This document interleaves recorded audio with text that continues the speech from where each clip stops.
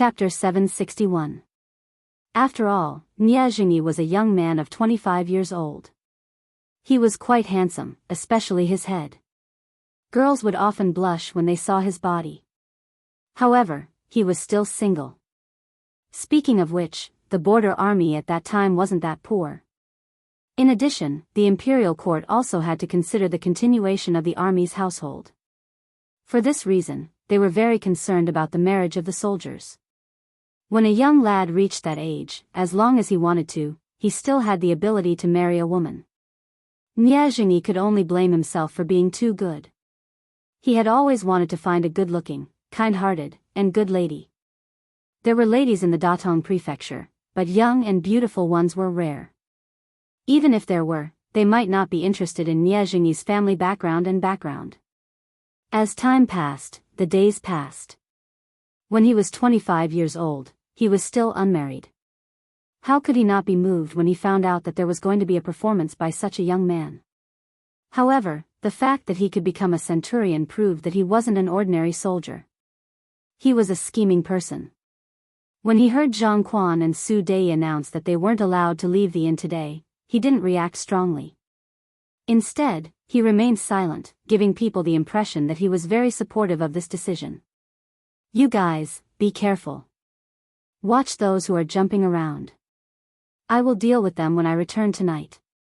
After receiving news from the city lord's mansion that the peace talks would continue today, Su Dei instructed his centurions before leaving the inn. Jianghu was one of them.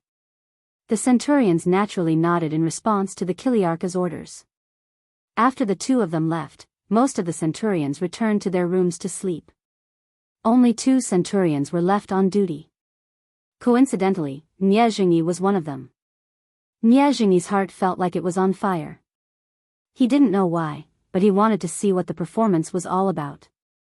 With this thought in mind, he began to rack his brain, wondering if he should find an opportunity to take a short break.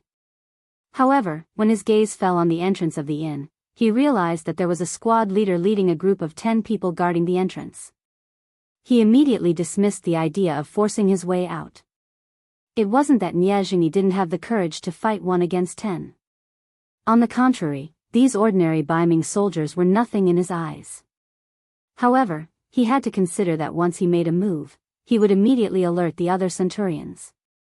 If that happened, no matter how powerful he was, he would not be a match for dozens of centurions. If it were someone else, they might have given up on such an idea. Jianghu was different. Ever since he was a child, he had always been a righteous person. Once he decided on something, he would definitely do it. In the end, he came up with an idea. "I can't rush out alone, but what if there are many people? If everyone rushed out together, no one would be able to stop them." The most important thing was that once everyone rushed out, even if Su Dei knew about it later, he wouldn't blame himself. After all, the law couldn't punish the masses. With an idea in mind, Jianghu went to the room of the soldiers who were shouting the loudest with the excuse of patrolling. After that, he gave a speech of generosity. The gist of it was that if they didn't grab hold of some things now, they might not have any hope in their entire lives. Since that was the case, they had to do it even if they had to be scolded behind their backs. Everyone originally had this idea. Now that Jianghu brought it up, they were all overjoyed. After that, he went to the centurion under his control and had a heart-to-heart talk with the soldiers below. After an hour, a small riot began. Caught off guard, the guards who were just putting on a show were pushed to the ground. In an instant, about 300 people walked out of the inn. These people were relatively more courageous or had made up their minds to watch the show. In any case, Jianghu had said that the law couldn't punish the masses. When 30% of the people suddenly ran out, the other centurions were frightened. They hurriedly rushed to the city lord's residence to report to Zhang Quan and Su Dei. In the city lord's residence, Yu Mian had already expressed Yang Qindong's intentions. The negotiations would only last for 3 days. If there were no results, then the people from Biming would have to leave. Zhang Quan and Su Dei had nothing to say about Yu Mian's domineering aura. This time, they had taken the initiative to rush over to negotiate. Strictly speaking, they were seeking benefits. Now that they were not welcomed, how could they be angry? Since ancient times, it had always been the strong who had the right to speak. With only 3 days left, Zhang Quan did not dare to be careless.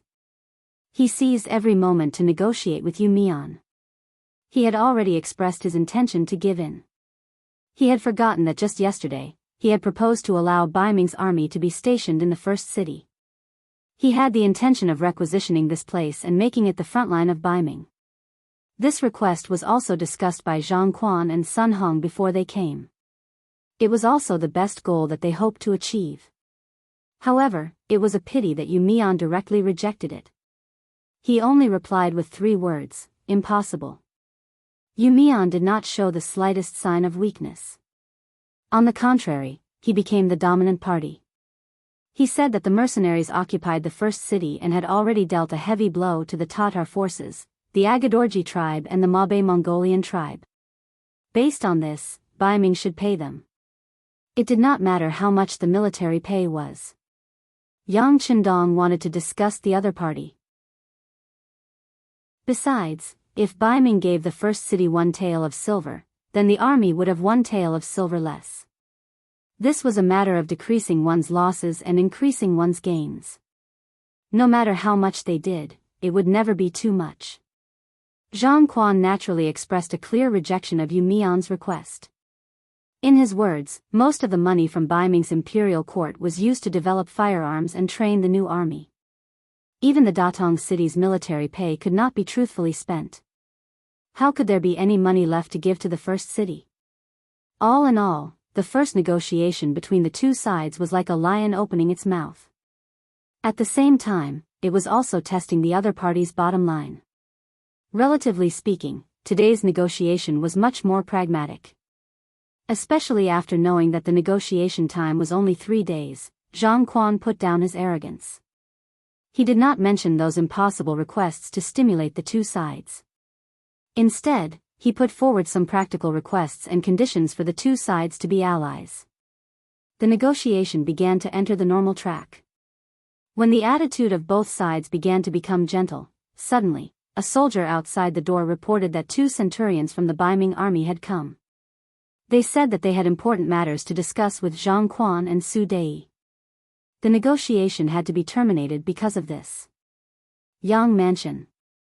The 4-man post at the door became an 8-man post. At the same time, the number of patrolling soldiers on the streets of the first city began to increase. Even the divisions and regiments that were training in the ice and snow outside the city also gathered and returned to the city. All kinds of signs indicated that something big must have happened in the city. Yang Qindong was in the warm study room. Beta Persei, who was standing beside him, was reporting the situation to him. Young master, I heard that 300 people escaped from the Bai Ming army. They suddenly disappeared. As soon as he received the news, Lord Yu increased the speed and strength of the patrols in the city. Our young mansion has also made sufficient preparations. The troops that were training outside the city are also returning to the city. Director Feng of the Security Bureau is dispatching people to secretly search for them. After reporting all the information he knew in one breath, Beta Persei took a breath and then waited for Yang Qindong's instructions. 300 people escaped. What's going on?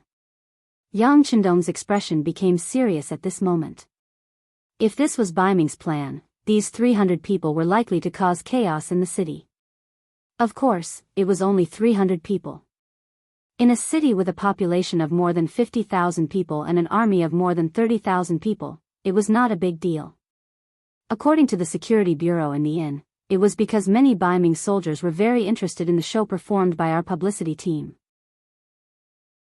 They wanted to watch the show, but the higher-ups did not allow it, so they escaped privately. Beta Persei scratched his head and said a reason that was not a reason. What? At this moment, even Yang Qindong was confused by these words. Just to watch a performance, 300 people had disappeared. This was indeed beyond his expectations, and it made him feel like it was child's play. Beta Persei also felt ridiculous when he first heard the news. But since it was reported by the Security Bureau and reported to the 6th young master, it should not be wrong. Who would dare to joke about such a big thing? This was a very serious problem. Yes, that's what was reported. Young master, what do you think? Beta Persei carefully asked Yang Chendong how to deal with it. He did not answer immediately. Instead, he fell into deep thought for a while. After a while, Yang Chendong seemed to have made up his mind and said, Beta Persei, go and see where the publicity team is performing today. Find those people and arrest them all. Okay. Beta Persei became excited when he heard that there was a chance to make a move. By the way, young master, how many people can I bring? Take 10 guards with you, then ask Tiger Mang for a battalion of soldiers. That should be enough. Isn't it just 300 Biming soldiers? By the way, don't make too much noise when you arrest them. Bring them back when you find them. Yang Chendong chuckled. He obviously had a general idea in his mind. Since Biming himself had such a loophole, he would certainly take advantage of it. He wanted to know something from these soldiers. Beta Persei did not know the specific thoughts in Yang Chendong's mind, but since it was an order from the 6th young master, he just had to execute it to the letter. He nodded and agreed. After a while, he turned around and left the inner court. Chapter 762. Brother Beta Persei, what are you doing in such a hurry? Did something good happen? Seeing Beta Persei's anxious look, Ba Daojiang and Peng Yu, who were not on duty, saw it. The relationship between the two of them had always been good and they were always inseparable. Seeing the two of them, Beta Persei's eyes lit up. The 6th young master gave me a task and I'm going to complete it. How about this, both of you, and 8 brothers will come together. Fuyin Restaurant was one of the top 5 restaurants in the beginning city. It covered an area of more than 10,000 square meters and had more than 200 tables. In particular, there was a large open space in the middle of the restaurant with a cement floor. It was perfect for performing some large-scale programs. As early as a month ago, Fuyin Restaurant had contacted the publicity department and wanted to invite them to perform in the restaurant. Today was the official day. Since the morning, all the tables in the restaurant had been occupied. Even so, there were still many people who wanted to buy a place to stand with silver. For a moment, the restaurant owner was so happy that he could not close his mouth. At about 9:00 in the morning, the staff of the publicity department who were ready at the back of the restaurant had already made all the preparations. As the director, Shui Qing kept walking in front of the girls of the publicity department, repeatedly telling them not to be nervous. When the performance started, they just had to perform according to the usual rehearsal. A group of very beautiful girls, each of them wearing the military uniform of the Cold Front, with beautiful berets on their heads, looked valiant and heroic. Today, they were going to perform the scene where the god of war commanded the army to defeat Agadorji of the Tartar tribe. Of course, they could not perform the entire scene. They only chose the moment when the entire army charged. In order to achieve a sufficient stage effect, Shui Qing mobilized a total of 220 girls of the publicity department. In other words, not only were all the 200 students recruited later on, but also some of the cultural backbone staff from Crimson City. This was to create a magnificent scene with many soldiers and generals. Since everyone had to go on stage, Kikij was naturally one of them. Not only did she have to go on stage, but she also had to appear as a character with status and lines. Kikij had a heavy responsibility on her shoulders. The reason why she was able to stand out so quickly was inseparable from her usual hard work, and naturally, it was inseparable from her current identity. As for Beta Persei, after he fell in love with Kikij, he told everything to the 6th young master. After getting his consent, he asked for advice on what to do. Perhaps in his eyes, the 6th young master was omnipotent. The answer given by Yang Chendong was simple: chase after her. To put it bluntly, he had to be thick-skinned, show more concern, and interact more. After a round of pestering, his chances of success would increase by a lot. This was the reason why a good girl was afraid of a pestering man. Beta Persei naturally carried out Yang Chendong's orders to the letter. Whenever he had time, he would come to the publicity office. At the very beginning, it was under the pretext of inspecting work, but after a long time, even Shui Qing knew that this favorite of the sixth young master liked the little girl Kikij. Naturally, he gave the green light. When everyone knew about this matter, Kikij's identity and status also stood out. Even Director Shui Qing was polite to her, because everyone knew how powerful pillow talk was. Fifth brother Yang had a high position and power in Crimson City, not to mention brother Beta Persei, who was in a higher position than him. With Shui Qing's care, coupled with her dancing foundation, her figure was very good, and her appearance was very decent. It was impossible for Kikij not to stand out. This time, she was entrusted with a heavy responsibility and arranged to play a very good role. This was not the first time Kikij had gone on stage. A week ago, she had performed for a while in the largest Immortal Abode restaurant in the first city, and her performance at that time was very good. But this did not prevent her from being nervous this time. Before going on stage, she was still constantly taking deep breaths, forcing herself to calm down. The backstage was nervously and orderly preparing. The hall of the Fuyun building was even more crowded. Nie Jingyi and the others, who were mixed in the crowd, were anxiously waiting. They rushed out of the inn, and then came to the Fuyun building at the fastest speed. At the door, they paid a certain amount of silver. It could be said that after taking out all the silver they had the opportunity to squeeze in. Speaking of which, he was lucky to have some silver on him. Compared to some of the other Biming soldiers who had escaped, most of them were blocked outside the restaurant because they did not have enough silver. If they were in the Datong prefecture, perhaps those soldiers would find ways to cause trouble to express their dissatisfaction, but when they saw the mercenary warriors standing in front of the Fuyun building, they did not have any thoughts of causing trouble. This was other people's territory, and they were facing the legendary elite mercenary warriors. They really did not have the courage to test the law. Finally, it was 9 o'clock in the morning, and the performance began. On the 300 square meter concrete stage, a loud horn sounded, and 60 to 70 warriors, with excellent figures rushed from the backstage to the performance platform. One flag after another was waved in their hands. Just this appearance alone attracted waves of cheers from the people below the stage. Perhaps it was because of the tall and straight figures of the female soldiers, or perhaps it was because the heroic spirit on their faces was not much inferior to the men, or perhaps it was because of their good looks, but they received a full house of applause as soon as they went on stage. Among the people who cheered were Nie Jingyi and some of his companions. Amidst the cheers, the female soldiers with lines began their performance. Through their mouths, they explained the matter of the Tatar army besieging the city with nearly 50,000 soldiers. Then, they showed that the mercenary warriors were not afraid of difficulties, were not afraid of life and death, and were brave enough to fight. After all, it was a performance. Due to the influence of the venue and the surrounding environment, it was impossible to perfectly show every battle. It was just a description of some special battles. But even so, it still made the audience below the stage very excited. Cheers came one after another, and it didn't stop from the beginning. Fuyun restaurant was very lively. Outside the restaurant, Beta Persei arrived with 10 guards and a battalion of 400 soldiers from the independent regiment. Since Beta Persei was personally mobilizing the troops, Deputy Regiment Commander Xin Honghai naturally had to cooperate.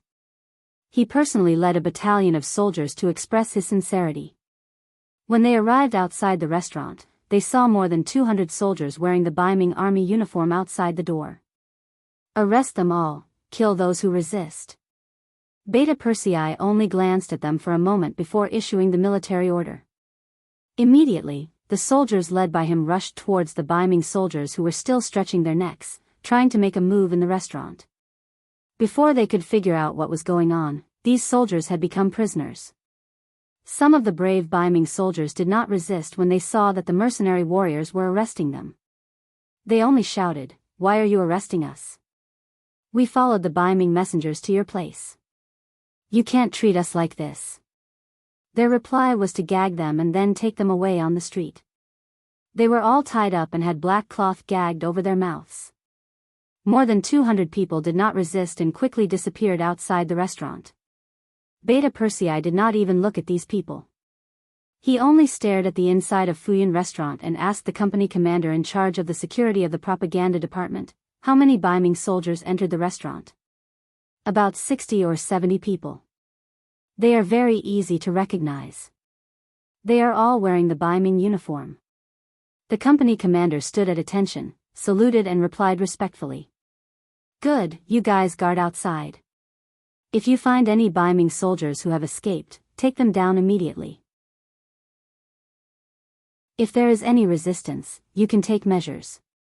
Hearing that so many people had entered the restaurant, Beta Persei's eyes darkened, and a murderous aura emanated from his body. This time, there was geekage in the performance. Last night, she had someone send a message to him, hoping that he could come and watch her performance. Just from this point alone, the progress of their relationship was still very smooth. However, Beta Persei did not immediately agree. Following by Yang Chendong's side was a heavy responsibility, and he could not even grasp his own free time.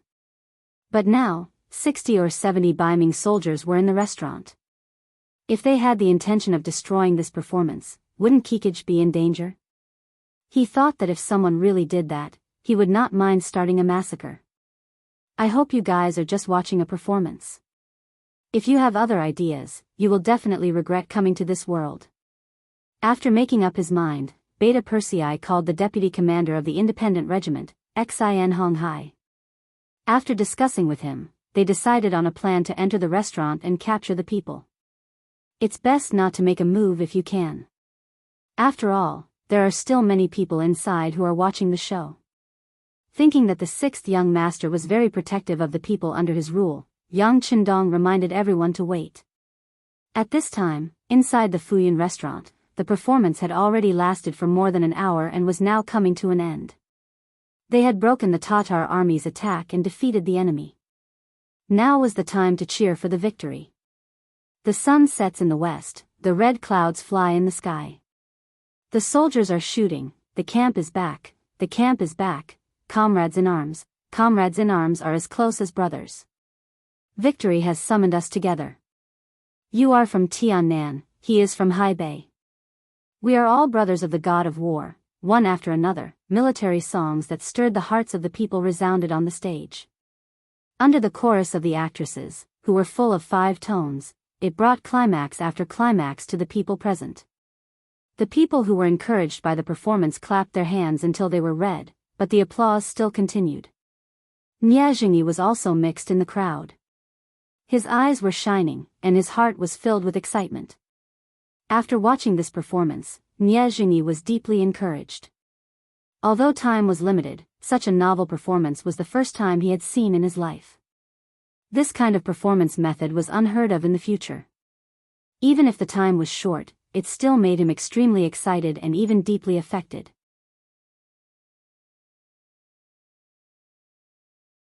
Chapter 763. This was a real army. They were fearless in the face of a strong enemy and used all means on the battlefield. The soldiers were united and sincere. Only those who grew up in such an army could be called a real soldier. Only those who grew up in such an army could talk about great ideals. In comparison, the Biming Datong prefecture he was in was far inferior. They only dared to attack when the enemy was few and far in between, as if they were afraid of angering the other party. When the enemy came in large numbers, they would turn around and flee without even fighting. They didn't have the slightest bit of courage to face difficulties. Anyone with ability and ideas could determine the strength of the enemy. At this moment, Niezhini's eyes were filled with envy. But when he thought about how he was a member of the Biming army, and a centurion at that, the hot blood that had surged out of his body was forcefully suppressed. Sigh, this is just a dream. In the future, it's better to go back and be a centurion. Sighing like this, Niezhini slowly lowered his head. It was unknown whether he was lamenting his bad luck or lamenting that he was born at the wrong time. At this moment, a strong murderous aura suddenly attacked him. Niezhini, who had practiced martial arts since he was young and had a good physique, instinctively dodged to the left. A large hand slid down where he was standing just now. Thinking that it was close, he suddenly turned around and saw a soldier in a green military uniform standing behind him. At this moment, both sides looked at each other and saw each other clearly. The soldier from the independent regiment felt a burst of red in his face that his attack had failed. Seeing that most of his comrades had succeeded in one strike, reaching out to control the target he was staring at, but he had failed, this feeling made him very unhappy. "Brat, I don't care who you are. If you surrender now, you can still live. If you resist, you'll be asking for trouble." Since the sneak attack had failed, the soldier from the independent regiment didn't hold back and directly put forward his own request. No matter what, Jianghu was still a centurion. How could he allow himself to be captured just because of one sentence? Although he had disobeyed a military order this time, it should be Chiliarch Su Dei who came forward to capture him. How could it be a mercenary army that made a move on him? "I didn't cause any trouble. Why are you arresting me?" He would not allow himself to be captured, but he also did not want to fight with the mercenaries. He knew how powerful they were, and the performance just now had given him a whole new understanding of them. "It's not up to you to decide whether or not you committed a crime. Please come back with us." Sensing the unyielding aura emanating from Jianghu, the soldier from the independent regiment didn't choose to attack directly. Instead, he wanted to use words to make Jianghu surrender. "That's impossible. I'm a centurion of Biming. I can't go back with you." Jianghu shook his head. He didn't know what they meant. However, he knew that once he was caught, he would be a captive and would lose his freedom. This was not what he wanted. "Then don't blame me." Seeing that Jianghu wasn't listening to them, the soldiers of the independent regiment could only shake their heads. They didn't care that there were still some commoners around them who didn't know what was going on and directly grabbed Jianghu. At this time, the performance was coming to an end. A group of female soldiers from the publicity department were lining up on the stage to take their curtain call. The audience below the stage was enthusiastically applauding, affirming the other party's wonderful performance this time. However, it was at this time that the sound of fighting came from below the stage, attracting everyone's attention for a moment. There were nearly 70 Biming soldiers in the crowd watching the performance. About 60 of them were locked down and subdued at the first moment. After all, the Biming army uniforms they were wearing were too eye-catching. However, there were still 9 people who were resisting, and they all had some strength. Among them, Jianghu's fight was the fiercest and the fastest to end. Bang! A fist collided with a fist, and the soldier from the independent regiment was knocked back 2 steps. Then, a long leg kicked him in the chest, causing him to stumble back again. If it weren't for the fact that there were still many commoners standing behind him, he would have fallen to the ground.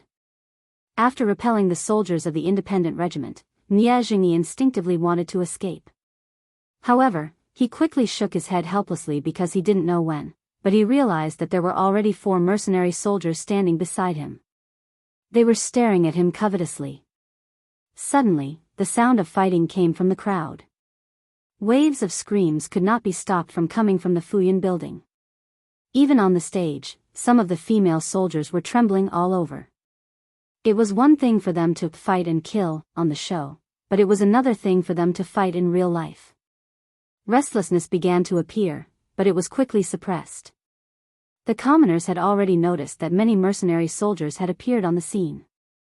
They were all tall and sturdy, and their eyes were fierce. The appearance of these people gave everyone a sense of relief. Some people were extremely excited. When they watched the performance just now, everything was rehearsed. How could it be as exciting as a real fight between dragons and tigers? Some of the bolder ones even found a good seat and sat down, as if this was the real show they were going to watch today. On the stage, Beta Persei appeared with 10 of his guards. As soon as he appeared, the publicity director Shui Qing hurriedly walked over. "Brother Beta Persei, what's going on?" "It's fine, it's just a small matter." Beta Persei's face revealed a confident expression. He first nodded at Shui Qing, then at Kikij, who was looking at him affectionately. Then, he shouted at the top of his lungs, "Everyone, pay attention. I'm Beta Persei from the Yang residence. This place has been controlled by the mercenaries. Everyone, don't panic, and there's no need to be crowded. This matter will be over soon. Everyone, just treat it as a free show. Beta Persei's voice was already loud to begin with, and this shout from his dantian was even louder. Sure enough, with this shout, the crowd quieted down a lot. Although most people didn't know Beta Persei, he said that he was from the Yang residence. Wasn't that someone by the god of war's side? Even the god of war had sent someone, what else did they have to worry about? After Beta Persei revealed his identity, the hot-tempered commoners quickly quieted down. Then, they all looked at the fighting scene with the mentality of watching a show. In the resistance of the 9 people, 4 of them were quickly subdued. Only 5 people, including Niezhini, were still fighting with the independent regiment. Niezhini was fighting 1 against 4 and was already at a disadvantage. With his ability, the soldiers of the independent regiment wouldn't be able to gain any advantage in a one-on-one fight, but it was hard to say if it was 1 against 4.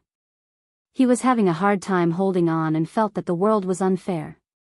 Seeing that everyone's eyes were on him, he thought of a plan and shouted, "What's wrong? Aren't the mercenaries very powerful? Why are you playing the trick of winning with numbers?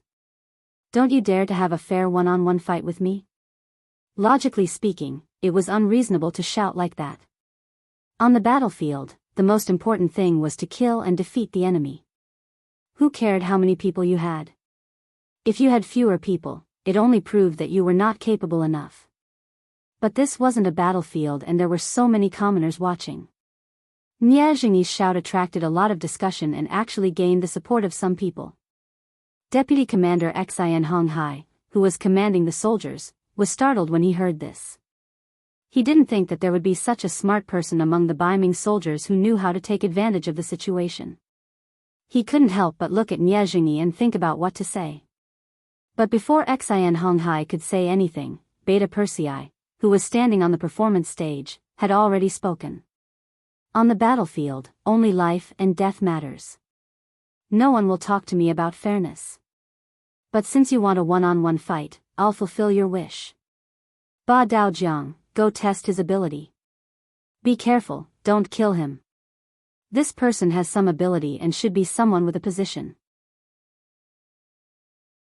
Yes, brother Beta Persei. Hearing that there was a chance to show off his skills, Ba Daojiang immediately grinned and nodded excitedly. He took the task and strode towards the fighting field. With Beta Persei's shout, the 4 independent soldiers who were attacking at the same time stopped. Their faces were all red. They felt that it was a humiliation that they couldn't take down their opponent after such a long time. But since brother Beta Persei had given the order, they had no choice but to obey. Beta Persei's shout attracted everyone's attention and they fell on Ba Daojiang, who was walking down the performance stage step by step. Ba Daojiang came from the underworld and his boxing skills were unparalleled. Later, he joined Yang Xia and became a guard by the 6th young master's side. He even had the opportunity to receive guidance from Yang Chendong. His strength was no longer the same as before. Now that he had a chance to show off in front of everyone, he would definitely grab hold of this opportunity. First, he strode forward. His target seemed to be Niezhini. However, as he was walking, he happened to encounter a Biming squad leader who was locked in a fight with an independent soldier. When he walked past, he suddenly threw a punch. Caught off guard, the Biming squad leader blocked it with his own fist. However, it was precisely this attack that sent him flying. His body landed 3 to 4 meters behind him before he could land. His face was contorted in pain and a trace of blood seeped out from the corner of his mouth. It was obvious that this punch had caused him serious internal injuries. Taking advantage of this opportunity, the independent soldier who was fighting with him stepped forward and subdued him. With just one punch, he had defeated a Biming squad leader who had the ability to fight for a long time. This blow first caused the audience to fall silent. Then, there was a round of applause, expressing everyone's admiration for Ba Daojiang. Ba Daojiang cupped his fists at the audience with a smile on his face. After that, he continued to move forward. Another Biming squad leader was sent flying with a punch.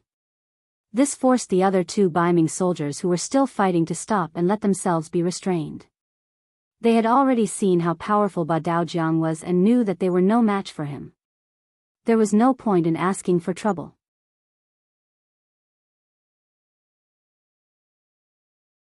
Chapter 764. With that, Nie Jingyi was the only one left standing on the stage. However, his expression was extremely solemn. It was obvious that he had seen through Ba Daojiang's strength. In just a short while, Ba Daojiang had already appeared in front of Nie Jingyi. He then asked in a disdainful tone, "Kid, do you want to take a punch or surrender? Let's fight. It's rare to meet an opponent like you." Facing Ba Daojiang's strong pressure, Nie Jingyi did not choose to retreat. Instead, he moved one of his shoulders, showing that he would not surrender and would fight to the end. All right. Ba Daojiang was still afraid that his opponent would give in. If that happened, he would not be able to enjoy the fight. Now, Nie Jingyi's choice was exactly what he wanted. Laughing loudly, he suddenly dashed to Nie Jingyi's side and threw a punch. Nie Jingyi, who had been observing Ba Daojiang's movements, quickly dodged to the side when he saw the punch coming towards his right shoulder. At the same time, he kicked out with his long leg. Having seen Ba Daojiang's moves, Nie Jingyi would not be stupid enough to take his punch head-on. Boom! The kick landed on Ba Daojiang's waist, and the two separated immediately after the contact. In the first round, Nie Jingyi gained the upper hand with a kick. On the other hand, Ba Daojiang missed his punch and even suffered a kick. It was obvious that he had lost points. "Ba Daojiang, can you do it?" The sixth young master has said more than once that even a lion uses its full strength to catch a rabbit. If you are careless again, you should retreat. Beta Persei, who was on the stage, saw everything clearly. Nie Jingyi did have some skills and his body was agile enough. However, the main reason he was kicked was because of his carelessness. Beta Persei's reprimand made Ba Daojiang's face turn red. "Brother Beta Persei, give me one more chance. I will definitely take care of this kid." Ba Daojiang was determined, but at the same time, he raised his guard. He rushed forward again, his eyes fixed on Nie Jingyi's body. At this moment, Nie Jingyi's body tensed up. Although he seemed to have gained the upper hand in the first round, the rebounding force of his kick was not weak. He could still feel the numbness in his legs. This also proved the strength of the Eight Paths River. Right now, the other party's heart was filled with caution, staring at him, giving Nie Jingyi the feeling of being stared at by a fierce tiger. It was as if no matter what he did next, he would not be able to avoid the other party's attention, and would not be able to succeed. Nie Jingyi was shocked by Ba Daojiang's aura, and he didn't dare to act rashly. Ba Daojiang didn't care about that. His body moved forward, and his fists rushed forward. His hands were like two dragons emerging from the sea, and it seemed as if he was only attacking and not defending. However, Nie Jingyi could not be fooled by this illusion. Facing the Ba Daojiang that was prepared, if he chose to attack now, he would definitely suffer. After all, their strengths were not on the same line. There was still a huge gap between them. Tong tong tong. Nie Jingyi didn't dare to attack again. Facing the two fists that were rushing towards him, he could only defend. Then, the long fists smashed on his body.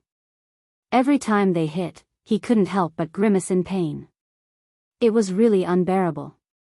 After a dozen punches like this, when Nie Jingyi felt that he couldn't lift his arms anymore, Ba Daojiang once again used a strong grappling hand. After pressing down on Nie Jingyi's neck, he threw Nie Jingyi out. Nie Jingyi, who was already in a daze from the beating, tried his best to land on his back to reduce the pain he might suffer. Just as he landed and let out a muffled groan, another two soldiers from the independent regiment came over and held him down, completely subduing him. "Take away all the troublemakers." Beta Persei, who was standing on the stage, waved his hand. Then, he nodded gently at the publicity director Shui Qing and gave Kikij a reassuring look. He then strode out of the Fuyun building surrounded by Peng Yu and the others. Not long after Beta Persei and the others left, Zhang Quan and Su Dei rushed over with dozens of Baiming soldiers. However, The answer they received was that Biming soldiers were causing trouble here and had all been taken away. If they wanted to get them, they would have to go to the beginning city's barracks. Zhang Quan didn't dare to go to the beginning city's barracks. With just Su Dei and the dozens of people he brought, they wouldn't even be enough to fill the gaps between the enemy's teeth. Helpless, he thought of Yu Mian. At this moment, he could only ask for help from the city lord's mansion. Besides, the 300 Biming soldiers were taken away in confusion. They were then taken to the mercenary barracks outside the South City. Here, they were detained separately and interrogated repeatedly. The general idea was that they left the Datong city's diplomatic mission without permission. Were they trying to pry into the secrets of the mercenaries and the city's defense, etc.? Faced with such a crime that could be beheaded, all the Biming soldiers shook their heads like a rattled drum. They were really just curious about the show they were going to star in. That was why they had the courage to rush out of the inn. They really didn't have any other intentions. Putting aside how anxious and defensive the 300 Biming soldiers were, Nie Jingyi, who had been taught a lesson by Ba Daojiang, felt a little dizzy. Then, he was taken to a very quiet place with a black mask on his head. The reason why it was very quiet was because he could no longer hear any sound in his ears. After an unknown amount of time, he finally heard footsteps. Then, the black mask on his head was taken off. While feeling the dazzling sunlight in front of him, Nie Jingyi also saw a very young man standing in front of him. The young man had a smile on his face and looked at him with interest. At the same time, he was also sizing up the person who had come. He was young, handsome, and had an indescribable temperament. It felt like he was as heavy as a mountain and as wide as the sea. Even though he was smiling, he still gave Nie Jingyi a great deal of pressure. "Who are you?" When Nie Jingyi saw that Beta Persei, who had previously commanded the troops, was standing beside the young man, and looked like a servant, his instincts told him that the young man in front of him was definitely not a simple person. Impudent. How dare you casually ask questions in front of the great Ming's Duke of Loyalty? Before the young man could answer, Beta Persei's roar had already sounded. Great Ming's Duke of Loyalty. Hearing this, Nie Jingyi's legs went soft and he knelt on the ground with a plop. This was not to say that he did not have a backbone, but that Yang Chendong's name had already resounded throughout the Great Ming. Even in the Datong Prefecture's military camp, the soldiers often talked about this topic when they had nothing to do. In the hearts of the soldiers, this Duke of Loyalty had long been a legend and had become a synonym for strength and invincibility. "You've heard of me?" Seeing Nie Jingyi kneeling in front of him, Yang Chendong's face did not change at all. Perhaps he had long been used to all of this. "Yes, I've heard of the Duke of Loyalty and know that you're very good at fighting." As Nie Jingyi answered, he was also a little excited. He could actually meet the Duke of Loyalty in person and even talk to him. This was something he had never dared to dream of before. At this moment, Nie Jingyi was like a 7th-ranked county magistrate who had been summoned by the emperor. His heart was only filled with excitement and excitement. Hee, my level of fighting is just average. It's mainly because the soldiers under me put their lives on the line that I'm able to achieve glory time and time again. Yang Chendong said with a modest face.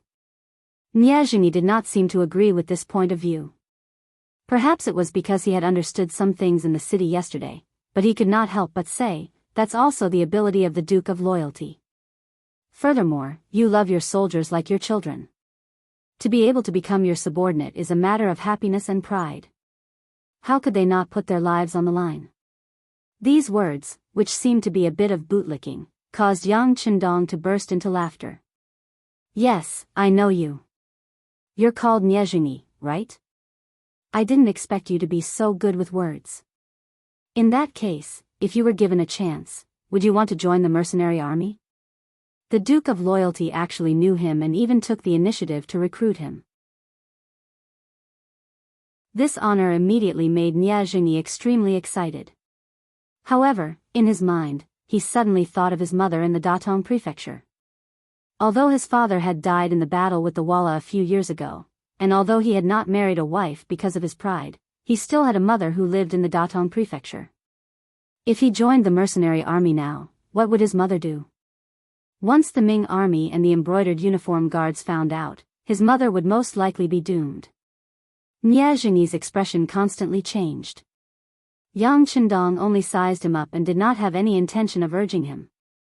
After a few breaths of time, Nie Jingyi raised his head and said very seriously, "Duke, although I really envy the treatment of the mercenary army and admire your courage in defeating the enemies of the grassland, I still cannot join the mercenary army." "Is it because of your mother?" Yang Qindong waited for Nie Jingyi to finish speaking before asking with a smile. "You know this too?" Nie Jingyi's face revealed a surprised expression. How could he have known that not long after they left Datong Prefecture, the intelligence personnel of the Security Bureau received the news? They reported the situation to the higher-ups of the Security Bureau and informed the First City. At the same time, they also began to investigate the entourage. And Nie Jingyi was the main target of the research, so his situation was naturally investigated very clearly. He. Of course I know. I also know that you were born in the military, I know that you are very filial, and I also know that you have very high standards. This year, you are 25 years old and still haven't married. This is not because you can't afford to marry, but because you haven't met the right one. How about it? After watching the performance of our female soldiers today, they all have good figures and good looks. Is there anyone you like?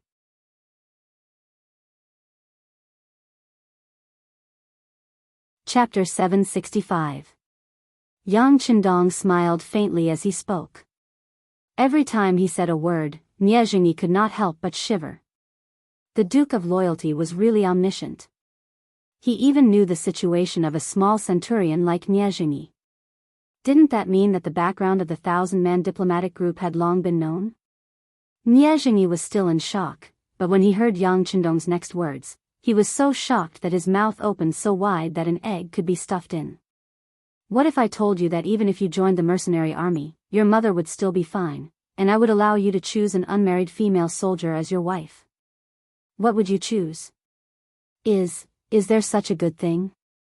Nie Jingyi was indeed shocked and could not help but ask. I don't think I need to lie to you with my status. Yang Qindong did not answer directly, but this sentence was the answer. What was Yang Qindong's status? Even the Emperor of Baiming and the Emperor of Southern Ming were very afraid of him. Even the king of the grassland, Yes Hen, would be frightened when he heard his name. How could such a person casually joke with a small centurion like Nie Jingyi? As soon as he asked this question, Nie Jingyi knew that he was overthinking. Since there was such a good thing, there was no reason for him to refuse. He immediately knelt on the ground and kowtowed 3 times to Yang Qindong and said, "Your subordinate, Nie Jingyi, is willing to join the mercenary group and serve the Duke for life." Good. Nie Jingyi finally made his choice. Yang Qindong was overjoyed and walked forward to help him up. Then, he looked at him and said, "Not bad. Looking at your pure eyes, you must be a man of your words. Since that's the case, I will accept you." Nie Jingyi was convinced by Yang Qindong, but he didn't stay in the beginning city. Instead, he was released along with the 300 Baiming soldiers and returned to the inn. In other words, Nie Jingyi was loyal to Yang Qindong, but the nature of his work was different. He had become a chess piece buried in the Datong Prefecture. Normally, he would pass on important military information, but at critical times, he could play a decisive role. Yang Qindong treated Nie Jingyi quite well. He directly proposed that after returning to the Datong Prefecture, there would be a specialized person in charge of his affairs. There would also be a specialized person who would contact him. This way, they could do their best to prevent his identity from being exposed and putting him in danger. At the same time, he also prepared a lot of money for Nie Jingyi. Yang Qindong only had one request, and that was to bribe his superiors as soon as possible, and then continue to be promoted. The position of a mere centurion was still too light. What Yang Qindong wanted was a general who held real power and could come into contact with more secrets. Nie Jingyi also guaranteed this. He did not doubt his own ability, he was still so young, and was already a centurion. This was enough to explain everything. If he had gold and silver to clear the way, he was very confident that he would be able to charge up in a short period of time and obtain a higher position. Zhang Quan went to the city lord's mansion, and not long after, Yu Mian personally went to the barracks to communicate. He took back the 300 captured Biming soldiers. What Zhang Quan and Su Dei did not expect was that none of the 300 Biming soldiers returned with injuries. In other words, they were only interrogated when they went to the mercenary barracks, and were not interrogated. On this point, Su Dei was very emotional. He felt that the mercenaries were indeed an army that followed the rules, and only this kind of army would be able to fight against the Mongol cavalry and win every battle. Humph. They are just ordinary soldiers, how could they be valued by the mercenaries? Zhang Quan had a different opinion. He felt that it was because the captured soldiers were too low-level that they did not attract the interest of the mercenaries. This was the end of the farce. According to Nie Jingyi's previous thoughts, neither Zhang Quan nor Su Dei punished the 300 soldiers, and only gave them a warning. It was very reasonable that the law could not punish the masses. After the farce, Zhang Quan and Su Dei went to the city lord's mansion again. They had wasted another day for nothing, and the negotiations still had to continue. In the Yang mansion, Yang Chendong was deep in thought with his eyes closed. Beta Persei stood at the side, not daring to say a word. Only when there was movement outside the door and Tiger's Mane's figure appeared did Beta Persei leave the house with light steps. What's going on? What happened? Tiger's Mane heard from the guards that the sixth young master did not even have dinner after returning from a trip. He hurriedly rushed over from the barracks. At this moment, he was naturally asking Beta Persei, who had been staying by the sixth young master's side. This is hard to say. Beta Persei shook his head, not knowing how to answer. What do you mean by hard to say? Just say what you have to say. Tiger's Mane glared at Beta Persei, as if he was questioning him. Tiger's Mane's loyalty to Yang Chendong was naturally unquestionable. If there was only one person in the army who did not betray Yang Chendong, it must be Tiger's Mane. Because of this, Beta Persei also trusted him very much. He immediately told him about how the sixth young master left the mansion and privately went to the barracks to meet Nie Jingyi. Tiger's Mane, as soon as the young master appeared, Nie Jingyi was subdued, but at the same time, he also said some things about the Datong mansion. According to him, the upper echelons of Biming have been saying bad things about the young master in the army. They have always said that the young master is a traitor and have been on guard against him. And I heard that many soldiers in the Biming army believe this. Beta Persei's answer finally made Tiger's Mane understand what had happened. Before, he didn't know, so he wasn't worried. But now that he knew, he smiled and said, I thought it was something big. Don't worry, young master is very broad-minded. He definitely won't worry about such a small matter. Yes, the young master will not worry about such a small matter, but not long ago, the Security Bureau sent a report about the Biming Imperial Court. I heard that many people there have put forward a proposal, saying that they want to order the New Ergon du Sea to cut off our supply route from the sea. What, they really dare? Hearing this, even Tiger's Mane's expression changed, and then he glared at Beta Persei. Why don't you say it all at once? You have to say it one by one, humph. After saying this, Tiger's Mane strode into the house. As soon as he entered the room, he came in front of Yang Chendong and said, Young master, don't worry, I'll immediately take the independent regiment to the New Ergon du Sea. Didn't they want to cut off our supply route? Then we'll flatten them first. Yang Chendong, who had been sitting on the chair with his eyes closed, opened his eyes at this moment. The independent regiment has such a strong combat power that they can destroy the entire Biming army in the New Ergon du Sea with their strength alone? They can also control every city and ensure the safety of our supply route? This, we can't do it. Even though Tiger's Mane was so confident, he could not help but say with a bitter face at this moment. The intelligence of the Security Bureau had long recorded that there were many Biming guards in the New Ergon du Sea area. Their military strength was about hundreds of thousands of people, and they were very widely distributed. The furthest two guards were thousands of miles apart. With such a large territory, How could an independent regiment occupy it so easily? Not to mention the independent regiment, even if the army in the beginning city was sent over now, they might be able to defeat the Biming guards, but it was impossible to occupy that place and maintain the stability there. That place was too big, and there were too many guards. Unless they had enough military strength, they would not be able to control it. Not to mention, Yang Chendong was not ready to fall out with Biming.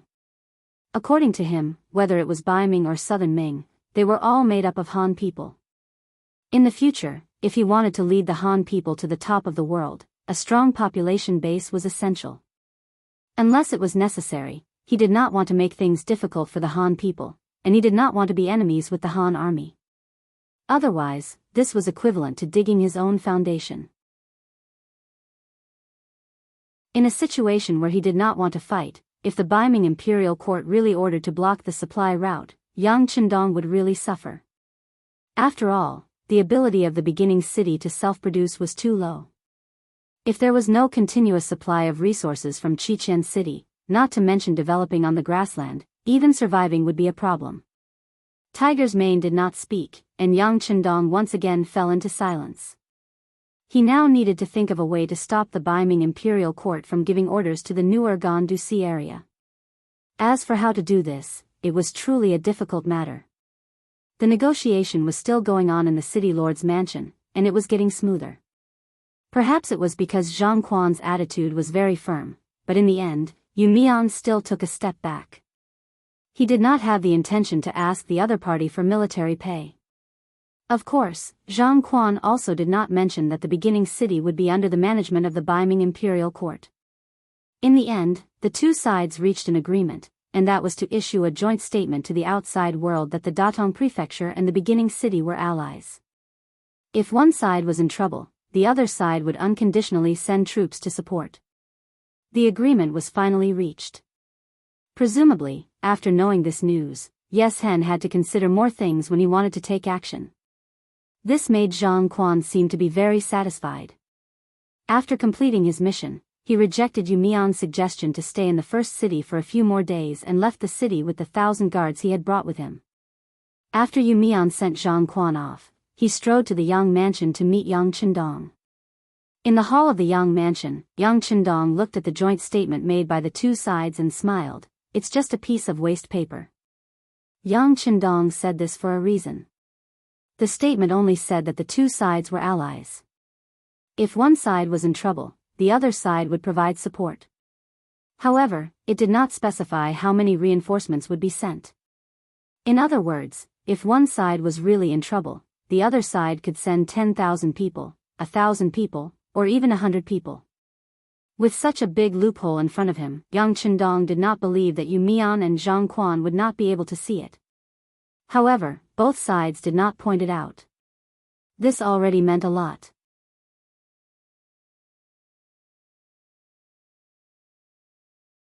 Chapter 766. Ignoring such a big loophole and pretending not to see it, this already showed that both sides were just putting on a show. They just wanted to use the tiger's skin to scare the other side. However, Yang Chendong could also understand that information was so undeveloped. Even if one side was attacked, by the time the news reached the other side's ears, it would be too late. What was the point of sending reinforcements? Yu Mian naturally understood this logic. He also understood that Zhang Quan only wanted righteousness. He wanted to use the first city to deter some of the Mongolian troops who wanted to attack the Datong prefecture. As for sending reinforcements, it was better to forget about it. In the past few days, he had heard more than once that the mercenaries' food was so good that it was not much worse than that of a eunuch like him. Just the food alone was something that the Datong prefecture could not afford. In any case, the negotiation finally came to an end. Yu Mian could be considered to have completed a political task. While he relaxed, he also focused his attention on another matter. He looked at Yang Chendong and asked, "Sixth young master, have you really made up your mind to take over Tula's city?" "Yes, I have to take over that place. Previously, I sent people from the Security Bureau to investigate the situation there. The information has been reported back. There are only 10,000 Tatar troops that belong to Tuachuo Buhua.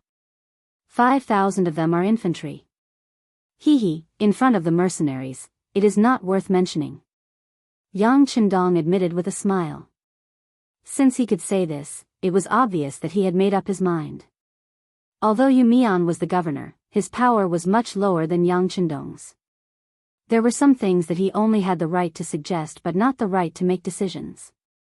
Now that he heard that Yang Chendong seemed to have made up his mind, he carefully said, "Sixth young master, Tulu's city is a barrier to the northwest of Baiming. It is also a buffer zone between us. Once we break through there will be no obstacles between us. We can see swords and spears at any time." "Yes. What I want is to see swords and spears at any time. Let me tell you this. I have received news that the Baiming Imperial Court is considering giving an order to New Gandu Sea to cut off our logistical supply route. If this is the case, what about the army's provisions? What about the security of the first city? They forced me to do this." Yang Chendong said this with a helpless look. After he finished speaking, he said something that shocked Yu Mian. "This time, not only do I want to break through Tulu's city, but I also want to personally go to Baiming's capital. There are some people that I want to meet." "Ah. No. Yu Mian was really frightened this time. He said with a panicked expression, "Sixth young master, a gentleman does not stand under a dangerous wall. If the Baiming Imperial Court really wants to deal with you, if something happens in their territory, the entire Yangxia Empire will be in chaos." Seeing that Yu Mian was so anxious, Yang Chendong was very gratified. At least this meant that the other party was really looking out for him. He said confidently, "Don't worry. As long as we occupy Tulu's city, it is equivalent to opening the door to the northwest of Baiming's capital. Unless the other party has made the decision to fight to the death with the mercenaries, they will not dare to touch me casually. Besides, I've already given orders to the Security Bureau and Crimson City. Some elite Cold Vanguard soldiers will enter the capital as soon as possible. A regiment of elite Cold Vanguard soldiers should be enough to intimidate the enemy." Yang Chendong waved his hand nonchalantly. To others, entering Baiming's capital at this time might be extremely dangerous. However, to Datsang, Yang Chendong was really nothing. Unless the other party could kill him in an instant, as long as he was given a little time to react, no one would be able to kill him. Yang Chendong was so confident that he made a decision. Yu Mian knew that there was nothing he could say. The only thing he could do was to take care of the city during the time when the sixth young master was not in the first city. Let this city develop quickly and not let people worry about it would be a great merit. And just 3 days after Yu Mian and Yang Chendong met, there was a big movement in the first city's military camp. The 3 divisions of the Cold Front and the fully replenished Jurchen Cavalry Regiment finally set off. This time, they would leave the first city and go all the way north, straight to the Siberia area controlled by the Golden Horde. They would fight the so-called Golden Family head-on. And for this expedition, Yang Chendong had provided 200 carriages of military supplies. In the Yang residence, in front of Yang Chendong stood the commander of the 3 divisions, Wu Sheng, the political commissar Chen Bo, the 3rd Regiment Changyang, and the commander of the Jurchen Cavalry Regiment, Yila. Yang Chendong looked at Wu Sheng and the other 3 and asked in a deep voice, "This expedition is of great significance. I believe that all the grassland tribes will pay attention to you. My request is also very simple. You have to show the power of the mercenaries. You have to beat the enemy until they can't eat or sleep when they hear your name. Do you have the confidence to complete this mission?" "Yes." Naturally, Wu Sheng and the other 3 replied in unison. "Good, I also have confidence in you. But I still want to tell you that along the way to the north, you can attack while occupying some important military positions. If necessary, you are allowed to expand your troops. I ask you to fight steadily. 200 carriages of logistic supplies won't last long for the army. You must have a safe supply route behind you. This is also the foundation of your survival. Do you understand?" Yang Chendong knew that war was about money and logistics. In modern warfare, a cannonball could cost tens of millions of dollars or even more. Even a gun could cost $1 or more. This was also why countries often negotiated with each other when they encountered problems. Unless it was absolutely necessary, they would not easily use force. But at this time, although the army did not have heavy firearms to consume, the soldiers still needed money to eat, drink, and defecate. Without sufficient rations as a foundation, it was easy for the morale of the army to become unstable and problems would arise. Fight steadily and step by step. This is what we ask of you. I will also be here waiting for the battle report of your victory. At the end of the meeting, after Yang Qindong said these words, the 3 divisions and the Nuzhen cavalry regiment, a total of about 10,000 people, left the first city and headed north. At this time, it was still snowing heavily outside. Logically speaking, such weather was not suitable for mobilizing troops. Even the escorting of food supplies had brought great difficulties. However, Yang Qindong did not want to wait any longer. A person's life was limited. If he wanted to achieve his life goal, he had to seize every minute. As for the heavy snow, he would have to experience it eventually. Instead of slowly adapting to it in the future, it was better to start now. Young master, it's snowing heavily everywhere. Some places don't even have roads. It's really troublesome for the army to move. Tiger's Mane stood beside Yang Qindong on the tower of the first city. He looked at the back of the army that was gradually disappearing and said with some emotion. Yes, it's a little troublesome. However, a truly strong army will not stop because of the bad weather. We mercenaries want to create miracles and make everything impossible possible. Yang Qindong first nodded in agreement, then said in a very heroic tone. After saying this, he looked at the surrounding generals. Let's go. Since everyone is here, let's have a meeting to discuss the matter of attacking Talis City. Talis City was also known as Talis City. It was west of the bordered white banner of Inner Mongolia. Ming Jin Yuzi's Record of the Northern Expedition, Yongle 8th year, 1410, Zhu Di's Northern Expedition. Jin River moraine is more than 10 miles away. There is an ancient city near the road. The instructions said, this is Talis City. I have hunted here. The southeast area of Talis City would be the future Jianghu. That place was already in Hebei. From there, it would be much closer to the capital of Baiming.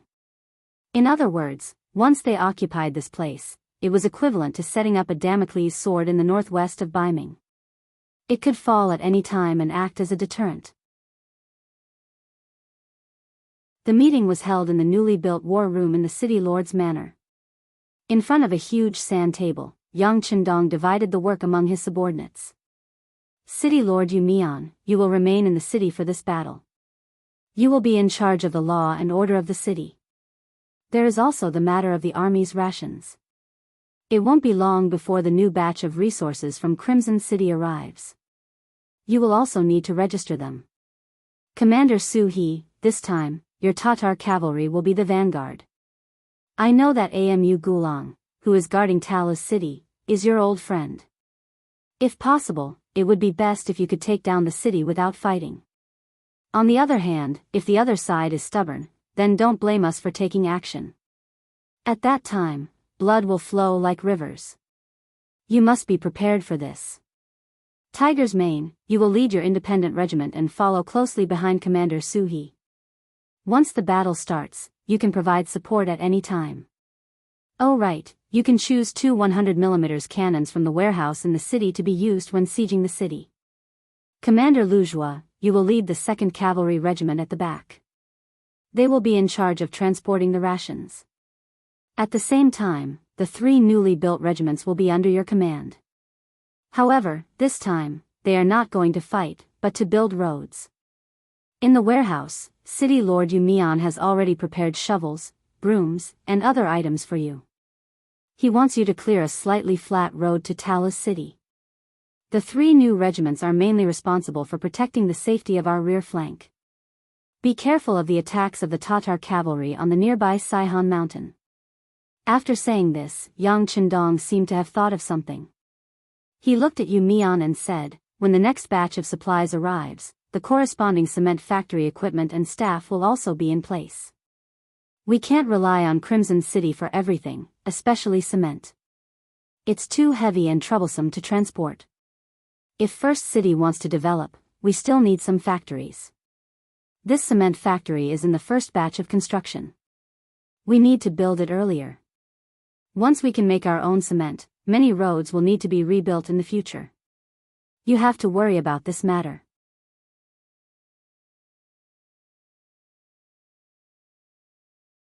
Chapter 767. Yes, sixth young master, I will remember it. Yu Mian nodded heavily. Finally, Yang Chendong's gaze fell on Zhui Feng, the leader of the 1st Cavalry Regiment. You don't have to participate in this battle. You are mainly responsible for the safety of the origin city.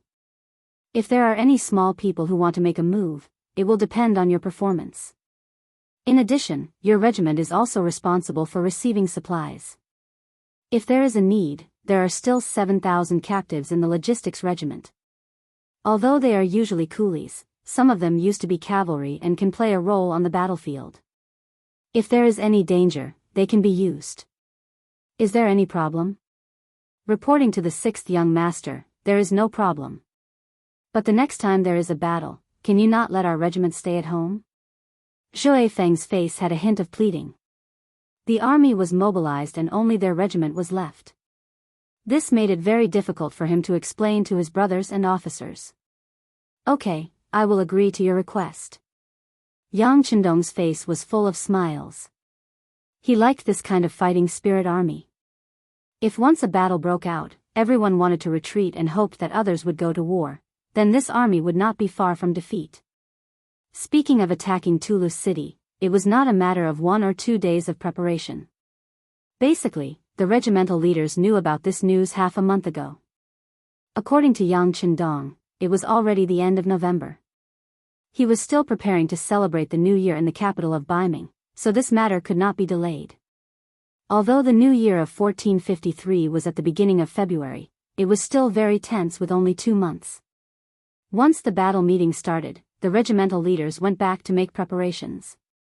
And the most excited were the 3 new regiments that had just joined the mercenary army. A regiment had 5 battalions, and a battalion had 4 companies and 400 people. A total of 6,000 soldiers of the new regiment had only trained for less than 2 months. Suddenly, a great battle was about to break out. The soldiers who wanted to contribute were all very excited.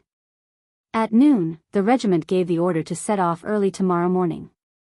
Every soldier had half a day off and could go back to accompany their families. Ba Tu left the barracks excitedly and returned to his home in the beginning city. As soon as he entered the house, he saw his mother Badima and sister Kikij waiting for him. In addition, Beta Persei, who would soon become his brother-in-law, was also there. Ba Tu, are you afraid? As soon as she saw her brother come back, Kikij hurriedly greeted him. The relationship between the brother and sister had always been very good. From this point of view, it was already confirmed. Although Mother Badima didn't say anything, her loving and caring gaze had already proved everything. Mother, sister, young, second brother, I'm not afraid. When it came to Beta Persei, Ba Tu really wanted to call him brother-in-law, but he knew that this relationship had not been made public yet, and only a limited number of people knew about it. Besides, he didn't want his comrades to think that he had entered the army through nepotism, so it was easier for him to address Beta Persei as brother. How is it? I told you that Ba Tu wouldn't be afraid. Beta Persei, who had been waiting for the news, suddenly laughed out loud. This laughter caused Kikij to be a little dissatisfied. She glared at Beta Persei coquettishly. Do you think everyone is like you, only excited when talking about war?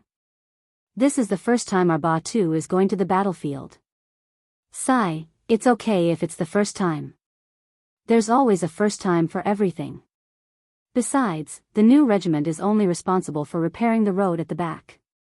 There won't be any danger. This time, the 6th young master wants them to feel the atmosphere of war. Beta Persei waved his hand indifferently. He really didn't think that the new regiment was going to war, so naturally, there was nothing to worry about. At this time, Badima finally spoke. Beta Persei is right. Ba too is going to feel the atmosphere of the battlefield this time. They haven't been training for long. I'm afraid that even if they want to go to the front line, the god of war won't agree. Sigh, that's right. Beta Persei chuckled. In exchange, Kikij rolled her eyes.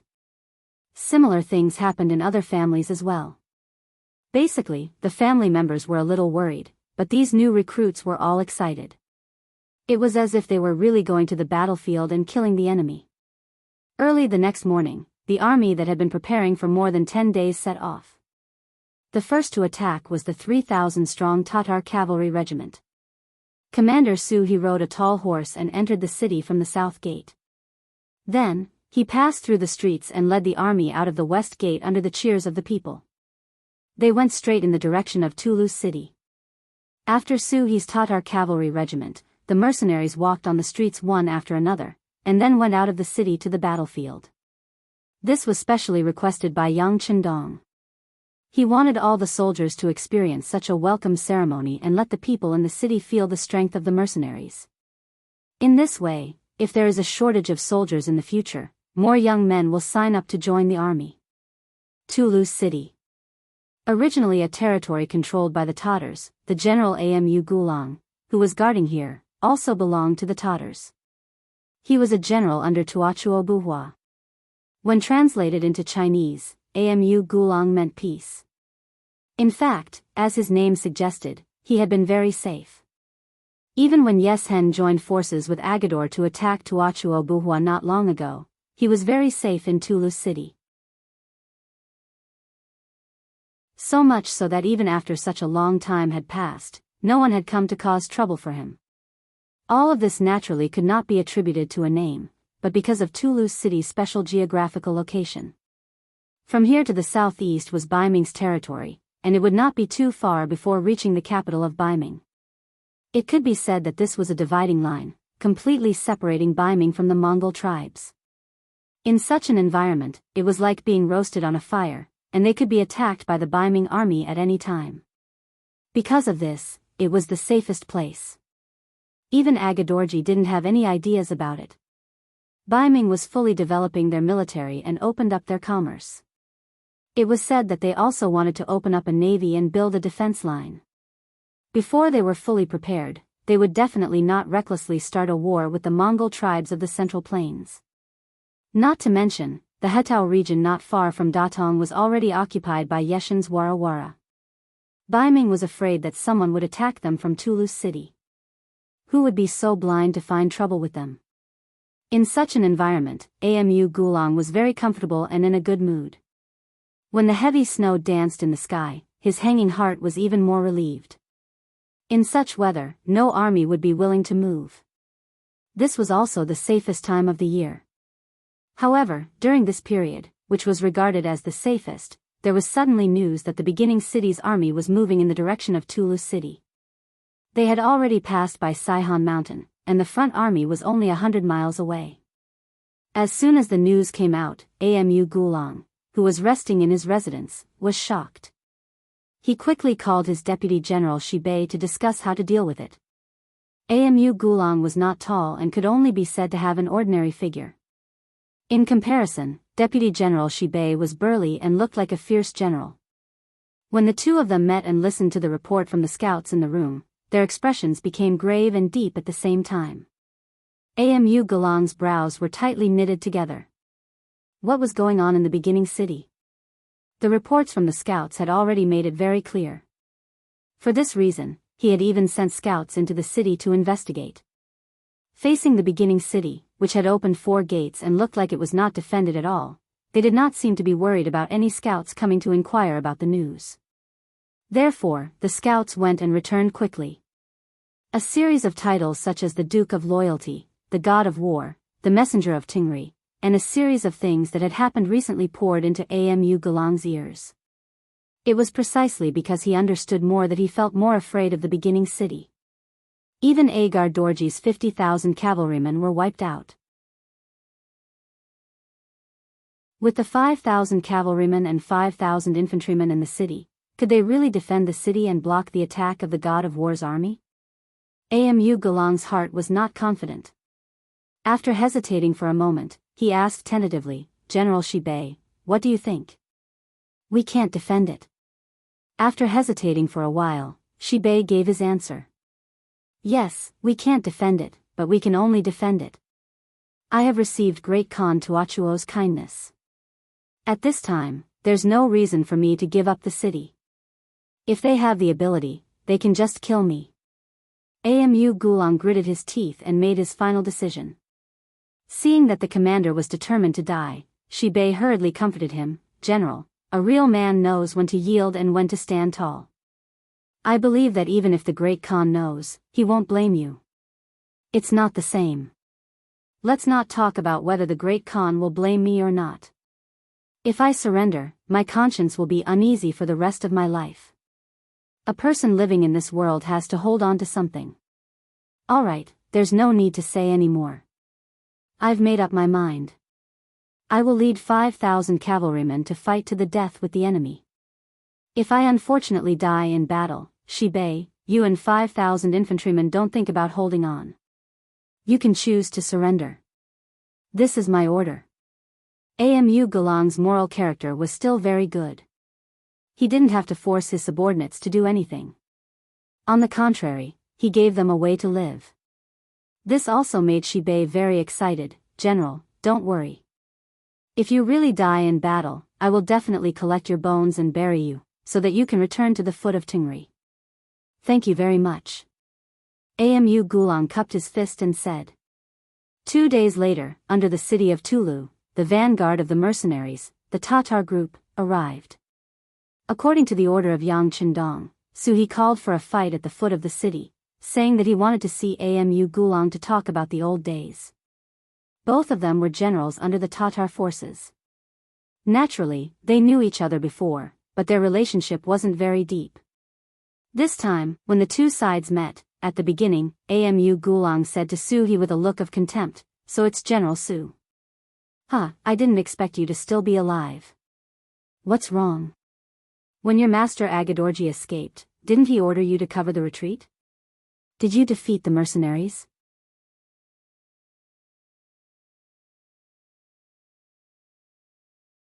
Chapter 768. He knew that Suhi had already surrendered to the mercenaries, yet he still dared to say such words. It was obvious that he was looking down on Suhi. But how could Suhi be so easy to deal with? He didn't care about the other party's mockery and said with a calm expression, I am already a commander of the mercenaries. As for Agar Dorji, I have a clear conscience. I have already repaid him by exchanging my life for his son's. This was also the truth. Suhi had indeed made this request and Yang Chendong had also satisfied him.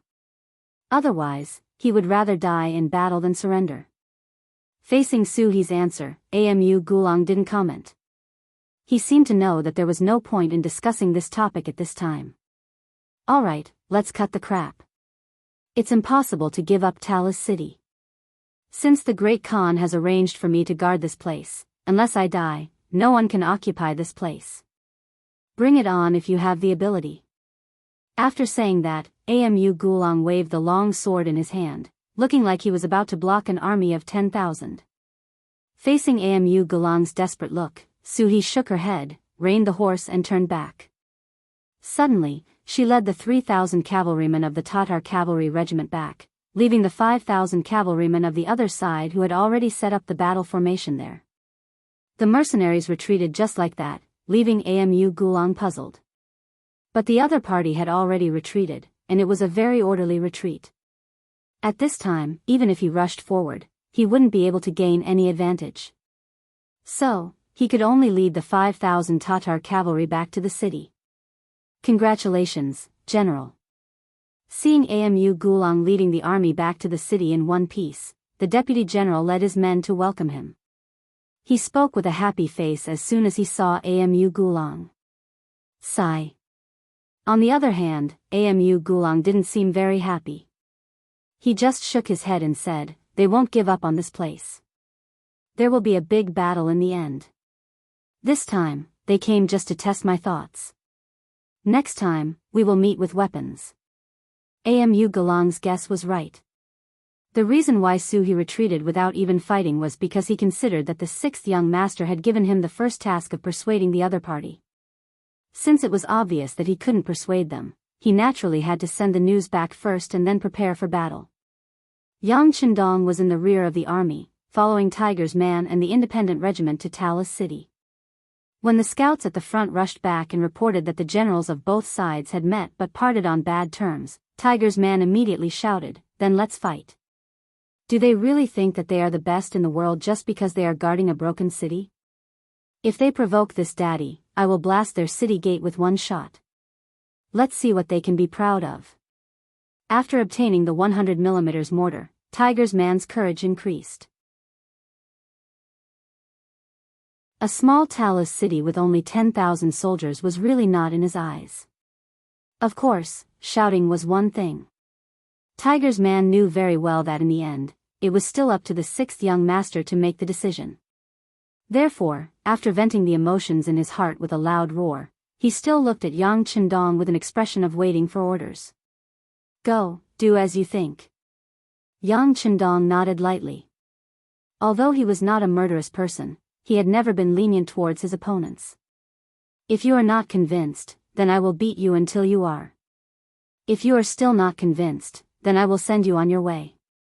After receiving the order, Tiger's Man immediately stood at attention. "Young master, don't worry. Leave this battle to me. I will definitely not let you down." Ha ha ha. Tiger's Man had been by Yang Chendong's side since he was young. He had witnessed every scene of the young master growing from a weak scholar to a god of war. Although he did not understand why the young master changed his temperament and suddenly became so powerful and unfathomable, he still liked the current young master very much. Yang Chendong created the Yang Xie regiment, which was why Tiger's Man had the power and influence. He knew that all of this was given to him by the young master, so he was absolutely loyal to Yang Chendong. He was the kind of existence that could block a bullet and die for him at any time. The sixth young master had the most important position in his heart. Next, it would depend on his performance in the army.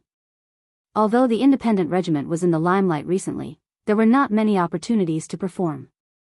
Now that the opportunity had come, how could he give it up? After receiving the order, he put on a white cloak and walked out of the temporary military tent. He called the deputy commander Xian Honghai and said, "Leave 2 battalions to protect the sixth young master's safety. The rest of you, follow me and speed up. Let's try to reach Toulouse City by nightfall today." It was only a distance of 30 miles from where they were to the city. If it was summer, it would take less than 2 hours and a rapid march would be enough. But now, there was snow everywhere, and most of the roads under their feet had just been cleared. Marching in such an environment, it was naturally impossible to go fast even if they wanted to.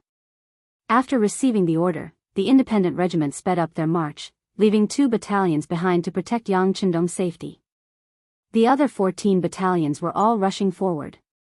When they saw the troops flashing past them one after another, leaving behind a trail of shadows that disappeared in front of them, Beta Persei, who was standing beside Yang Chendong, asked with some confusion, "Young master, don't we have to go with them?" "There's no need for that. Just let them do whatever they want. No matter how strong a person is, he can't rule the world. What we need to do is to wait for the good news from the front." Yang Chendong smiled with a very relieved look. This time, the number of mercenaries was not less than the other side, and they were accompanied by heavy weapons. If they still couldn't conquer the small Toulouse city, it could only prove that Tiger's Man and Suhi were not suitable to lead troops and could retire from active service immediately. Yang Chendong believed in Tiger's Man and Suhi, and the 2 of them also believed in the soldiers under them. Speaking of which, during this period of time, they had not been idle in the beginning city. They only rested for 1 day every 7 days to tidy up their internal affairs and wash up. The other 6 days were spent crawling until midnight to train. Often, when the soldiers were sleeping soundly, an emergency assembly whistle would wake everyone up from their warm beds and run to the field to start training. At first, everyone did not understand this kind of training. They thought that if they did not have a good night's sleep, how could they have the energy to train? However, when every meal was filled with delicious fish and meat, they had nothing to worry about. Their nutrition could keep up, and they realized that this kind of training was not unbearable. On the contrary, everyone put in all their effort. With the idea of sweating more during training and bleeding less during battle, their strength increased day by day. When the individual strength of each soldier took a big step forward, the combat effectiveness of the entire army was a little terrifying. As the saying goes, soldiers are trained for 1,000 days to be used in a single moment. Now, it was finally time to perform well. It was finally time to fight for military merits. No one was willing to fall behind. Everyone wanted to have a better performance and fight for more advantages and benefits for their future.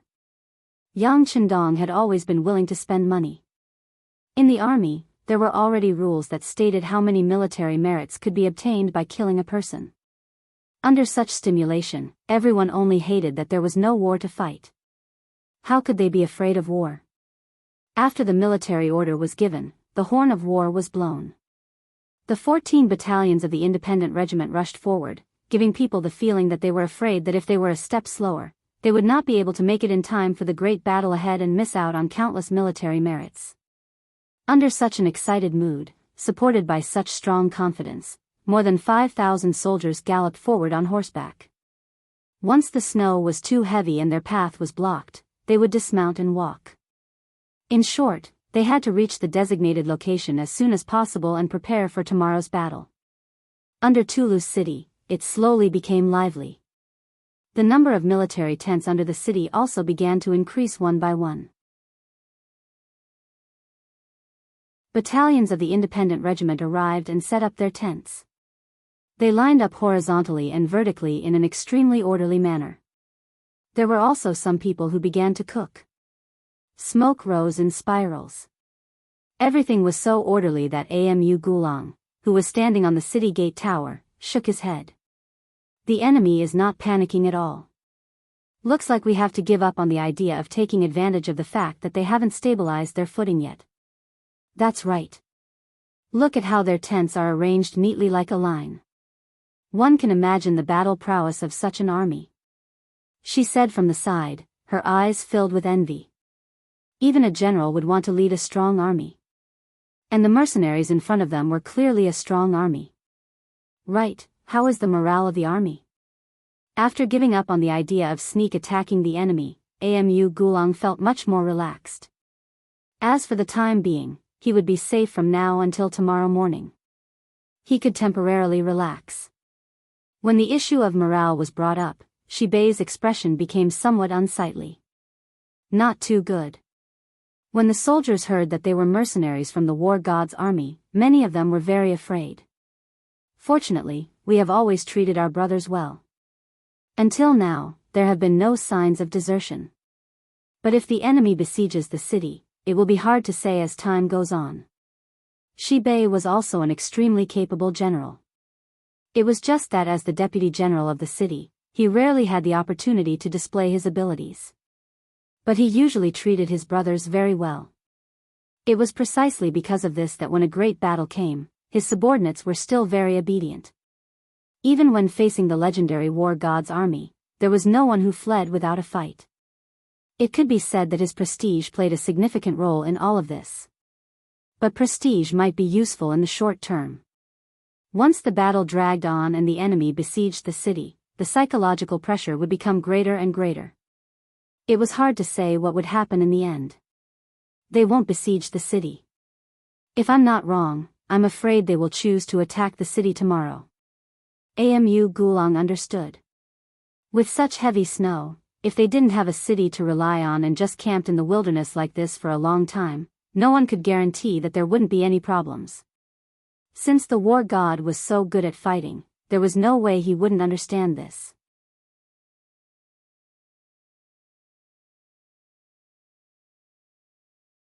Chapter 769. Shibi did not say anything else. He was now a fish on the chopping block. The choice had already changed. All he could do was to fight with all his might when the enemy attacked the city. As for the rest, life and death were up to fate. In Toulouse city, they did not choose to launch a sneak attack. This made Tiger's Mane, who was ready to give the enemy a heavy slap in the face, a little disappointed. Looking at the firearmed soldiers lying in ambush beside the tents, he waved his hand and said, "All right, the enemy will not come out. Everyone, go into the tents to keep warm. Come, inform the 6th young master that we have safely arrived at the city and are ready to attack tomorrow morning." Under Toulouse city, swords were drawn and bows were bent.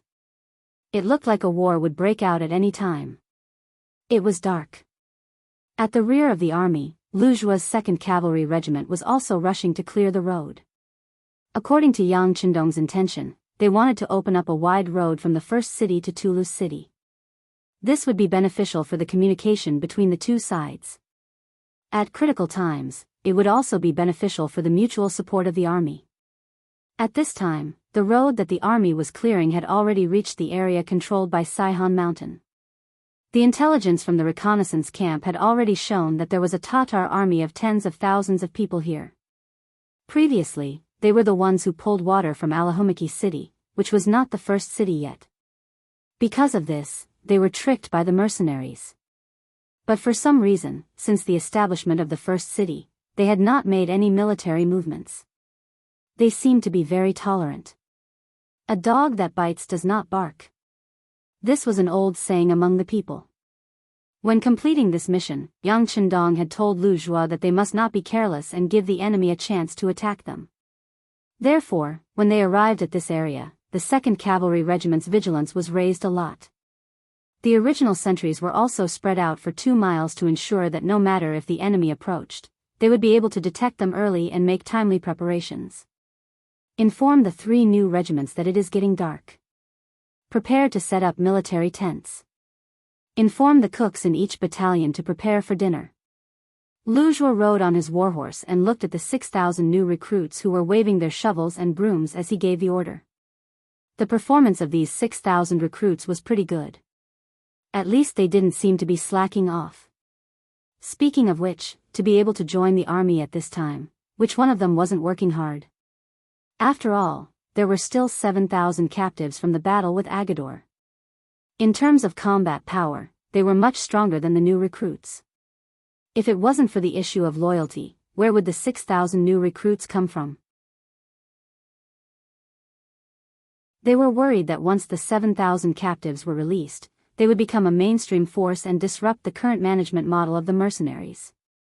It wasn't an exaggeration to say that each of these 6,000 people was very precious. They had made countless comparisons before they got what they wanted. Such a rare opportunity, of course, everyone wanted to grasp it well. This was also their first mission. Although they appeared as coolies, every new recruit still worked hard to perform, hoping to leave a good impression on their superiors. The sky was getting dark, and some work couldn't be done.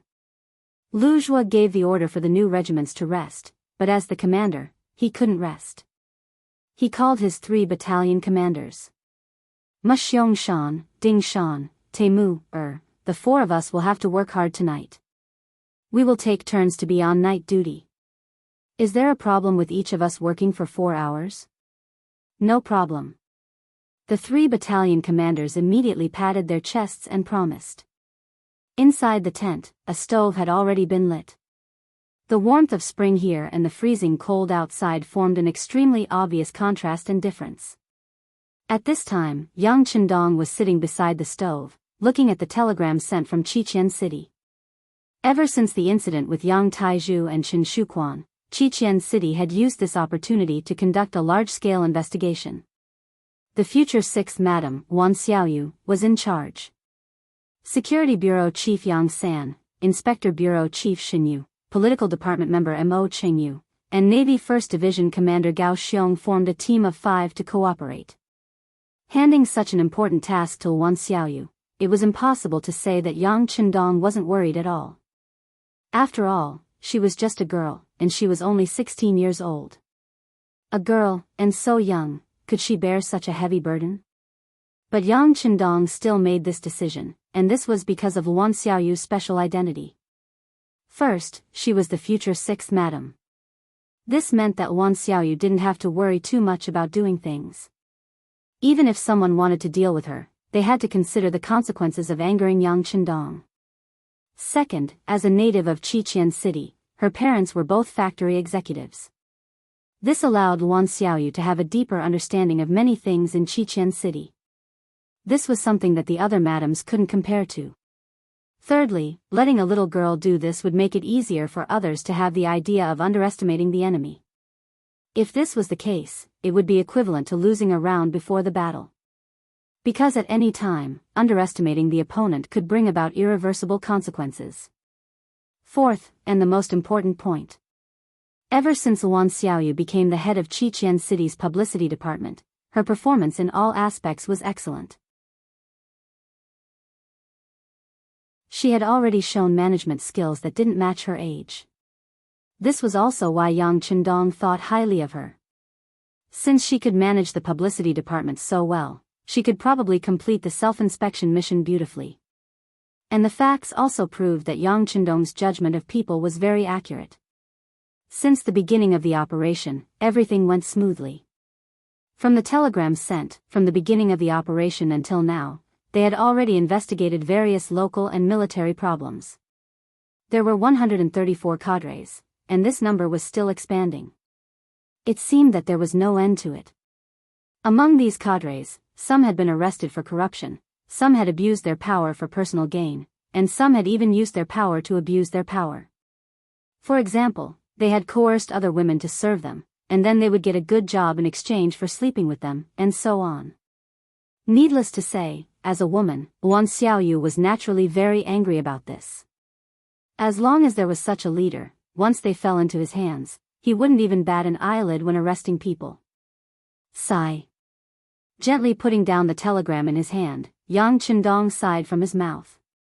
Qiqian City had only been established for a short period of time, and there were already so many internal problems. This was under Yang Qindong's high salary. It could be imagined that if the salary wasn't high, the number of criminals would be more than doubled. Qiqian City was only a part of an island, and that was it. One could imagine what the officials of the Great Ming Dynasty were like. The so-called "a year of honest magistrate, 100,000 snowflakes silver," was probably the most appropriate description. Yang Qindong was still thinking about some related problems when the curtain of the military tent was pushed open from the outside. Beta Persei, Tai Hu, Bai Zhua, and the others walked in. Suddenly, the military tent became a lot more lively. Everyone is here, find a place to sit. Looking at these elites under his command, Yang Qindong's face showed a smile. Everyone was the first to follow Yang Qindong, so they didn't treat him as an outsider. They each found a place near the stove and sat down. Then they looked at the sixth young master with an expectant look. They knew that there must be something important to discuss, because in the past, when everyone appeared together, there would be more important tasks to carry out. Since they weren't outsiders, Yang Qindong didn't beat around the bush and directly said, "Tiger's Mane has already led the army to Tulu City. If nothing unexpected happens, there will be a good result tomorrow. Perhaps at this time tomorrow, we will be staying in the city. Taking down Tulu City in one day." If someone else said this, they might not believe it, but since it came from Yang Qindong, Tai Hu, and the others had no reason to doubt it. Their sixth young master was like this. Once he said something, he would always be able to quickly fulfill it. Yang Qindong had never thought that taking down Tulu City would be difficult. The difficult part was that he would have to enter the capital of Biming. Although he had the powerful trump card of Daikara, he shouldn't be afraid of any danger.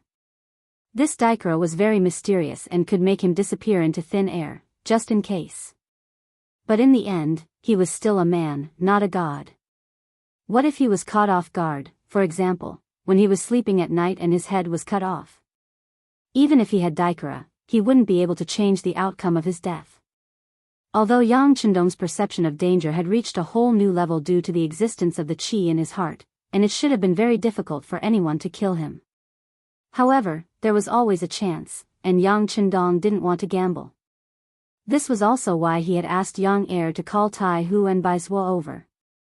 After taking down Tulu City, I plan to celebrate the new year in the capital of Biming. There are some things that have to be resolved.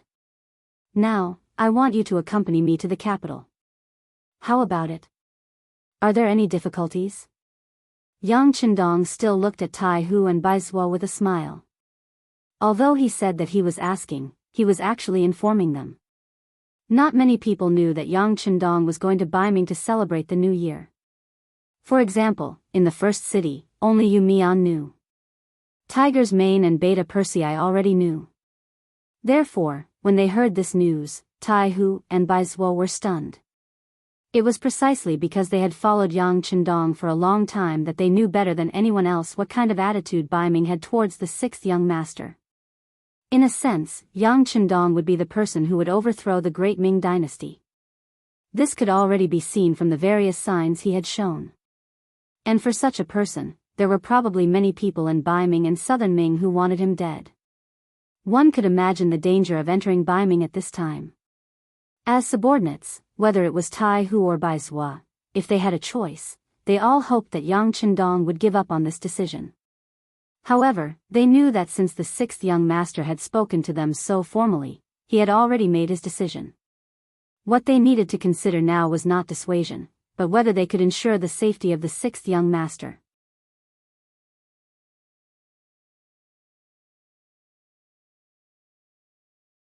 Chapter 770. No one knew what the current state of the Baiming imperial court was and what their attitude towards Yang Chendong was. Tai Hu and Bai Zuo could not influence those people at all. All they could do was try their best to protect the sixth young master's safety. After about 7 or 8 seconds of silence, Tai Hu and Bai Zuo stood up and gave a very standard military salute to Yang Chendong. Sixth young master, we will do our best. Unless we die, we will not let anyone threaten your safety. Hee, good, good. I understand what you mean. Yang Chendong's smile became wider. This was the result he wanted. As the saying goes, one must always be on guard against people. This time, he went to Baiming's capital with no intention to kill anyone. However, if someone wanted to assassinate him, then sorry, he would have to take some heads and tell the world that the murderer would be killed. The camp of the 2nd Cavalry Regiment had been built. The soldiers of the 3 new regiments had finished clearing the snow. After eating, they quickly went to rest after a day of hard work. Outside the tent, there were only some soldiers of the 2nd Regiment patrolling with torches. Everything looked so tranquil and peaceful. However, a very dangerous aura was sweeping over from the southwest direction. The Tatar cavalry on Saihan Mountain had finally decided to make a move. Mazam was the leader of the Tatar cavalry on Saihan Mountain. When Tatar was glorious, he became a member of the great Khan Tuachuo Buhua's army. He revealed his ability in constant battles and finally became the commander of tens of thousands of troops. Later, Yeshen and Agador conspired to deal with Tuachuo Buhua. Although they did not succeed in the end, the glorious Tatar army fell from prosperity to decline because of this. Mazam led his army back to Saihan Mountain. While accumulating strength, he waited for the great Khan Tuachuo Buhua's summons. However, it seemed that his luck wasn't that good. First, the team he sent to fetch water was robbed by the mercenaries, causing him to be furious. Then, he received news that Agador's 50,000 cavalrymen were defeated. This made him, who originally wanted to teach the first city a lesson, suppress the anger in his heart and wait for another opportunity. He originally thought that even if the opportunity appeared, it would have to wait until spring next year. They never thought that in this season of snow, the mercenaries would suddenly make a move. They actually wanted to attack the city of Nataru. Moreover, the scouts sent news that the front and middle of the mercenaries had already passed by the side of Saihan Mountain. Now, what appeared in front of them was the rear of the mercenaries. Nataru city was his ally and everyone listened to Tuachuo Buhua's orders. However, facing the main army of the mercenaries' main army, Mazam was not confident that he could severely injure them and force them to retreat. He could only watch them pass by him. Until the rear army arrived, he saw hope. Your mercenaries are powerful. They can even defeat the main Tatar army led by Agador. I can't afford to offend them. However, how powerful could your rear army be? Especially when the information from the scouts indicated that there were still 6,000 new recruits in this 8,000-strong mercenary army, Mazem was even more certain that his opportunity had arrived. With the same number of troops, the gap between the recruits and the veterans was very big. It wouldn't be an exaggeration to say that on the battlefield, in a chaotic battle, even 5 rookies might not be a match for 1 veteran. This was because they lacked combat experience and didn't know what to do in order to survive better and better. Therefore, under normal circumstances, no matter how many recruits there were, it was difficult for the veterans to pay attention to them. But now, there were only 2,000 veteran mercenaries and 6,000 new recruits.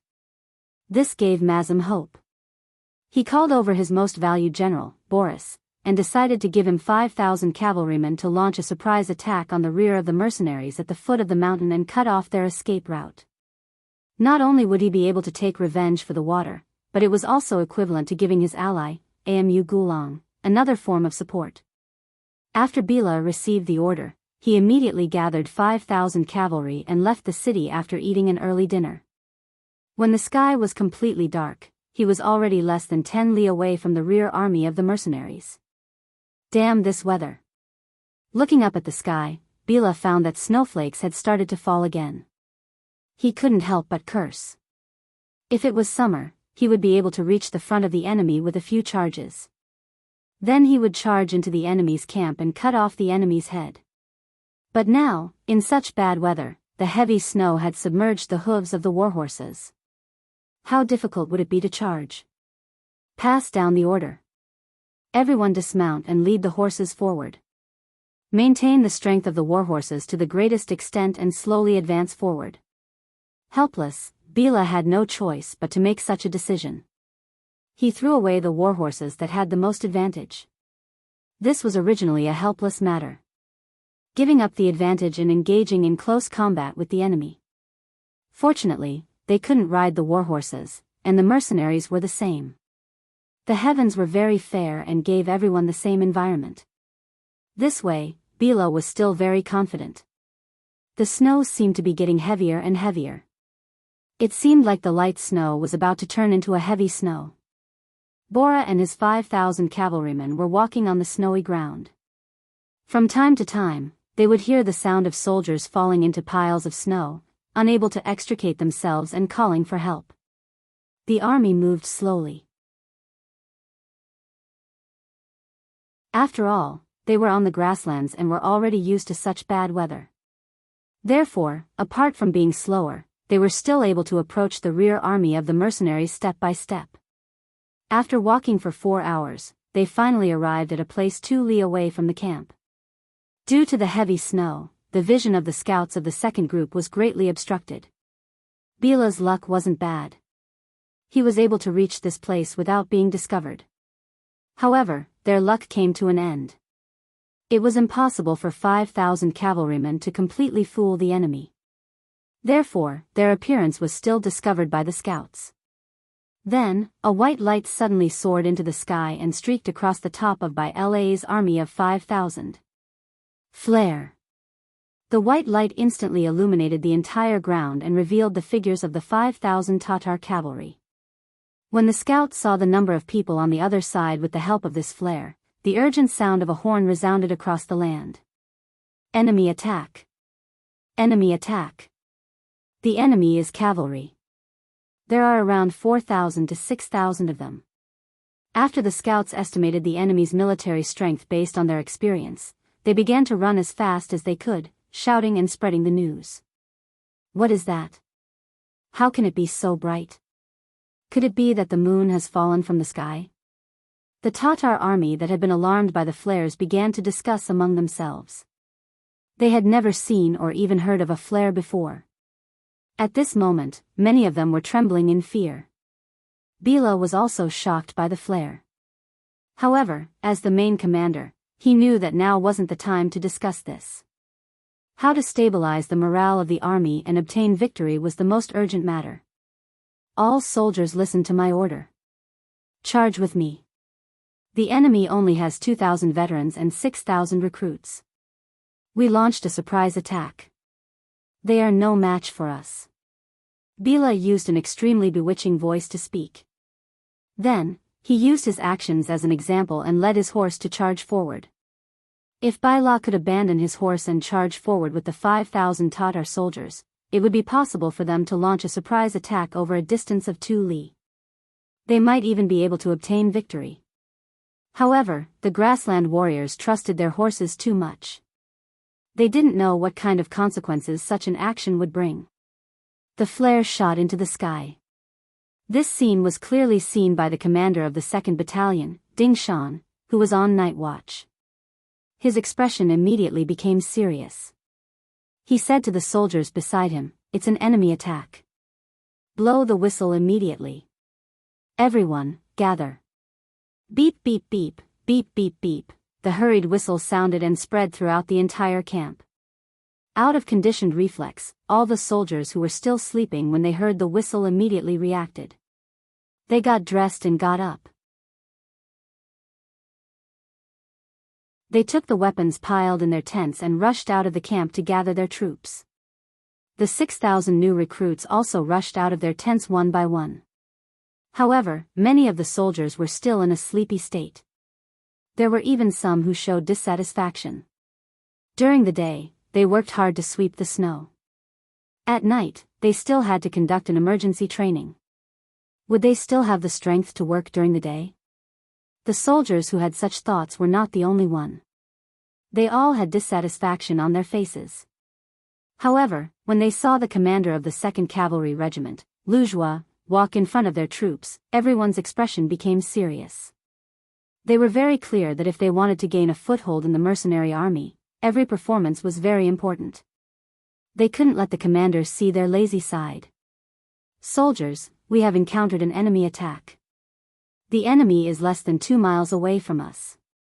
Now, everyone, please pick up the weapons in your hands and fight together with the soldiers of the 2nd Regiment. Please remember, this is not a training exercise. This is a real battle." After giving a salute, Wuxia gave a few instructions to the new regiment commander. Then, he strode towards another new regiment. Wow! At this moment, the entire new regiment was like a boiling pot. They thought that it would be like the previous training. They didn't expect that everything was real. Were they going to participate in the battle? When they thought of their families and brothers and sisters who had been waiting for them to make military contributions in the beginning city, all the soldiers' eyes lit up. Ba too was also in this new regiment. Originally, he was also a part of the people who had complaints in his heart. However, now, he didn't have any complaints. There were only sparkling eyes and some were eager to give it a try.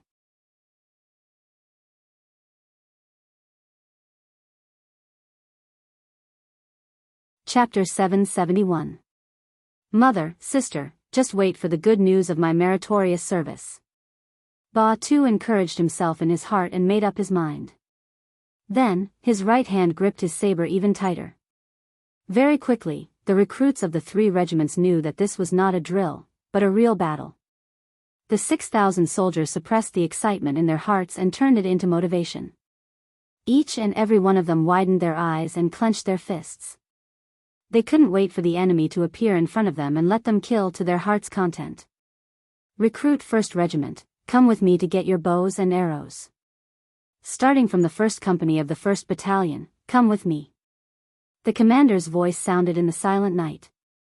Squads of soldiers followed the voice and followed the shadow to the carriage behind them. They were in charge of escorting the supplies. Not only did they have all the necessities like bows and arrows, but they also had a lot of them.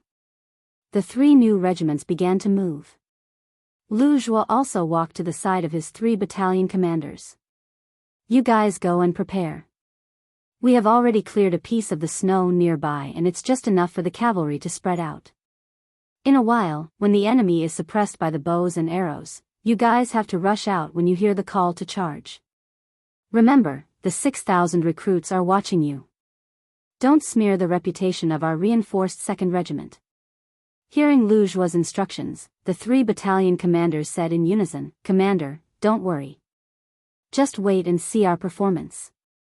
From the moment they received the news of the enemy's attack to the time they prepared for battle, Wuxia and his 3 battalion commanders didn't show any signs of panic. Everything was just as Yang Chendong had said. They had to maintain a fighting spirit at all times. Only then could they face the battle calmly and without panic. The mercenary camp was ready to face the enemy. Not far away, after a quarter of an hour, Biyao finally appeared with his 5,000 cavalrymen. If they had abandoned their horses, they would have saved more than half of the time. This way, the mercenaries wouldn't have time to gather and prepare. Unfortunately, Biyao missed the golden opportunity to attack. Now that he appeared, he had already become a live target. The reinforced 2nd Cavalry Regiment didn't have any firearms and couldn't kill enemies from a distance. However, each of them had a strong bow and 50 arrows, which gave them great confidence. Biyao finally appeared and saw the mercenary tents in the distance. But what puzzled him was that the surrounding area was obviously pitch black, and there wasn't even a single torch. It gave people the feeling that it was as silent as a dead camp. The scene in front of Bella gave her a bad feeling. However, since she had already rushed here, she had no choice but to release the arrow. He could even feel that there were pairs of eyes staring at him from the darkness, but he still gave the order for the entire army to charge. Everyone, abandon your horses and charge forward as infantry. It's time to defeat the mercenaries and spread the fame of our Tatar cavalry. Let's kill them together. Holding his saber high in the air and a small wooden round shield in his left hand, Bora gave the order for the army to charge.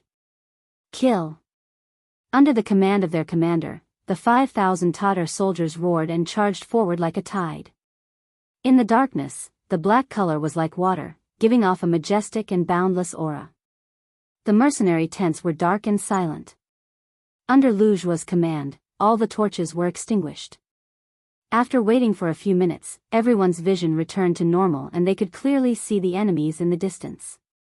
When they saw that there were so many enemies that it was as if there was no end to them, many of the recruits began to break out in cold sweat from their foreheads, bodies, and palms.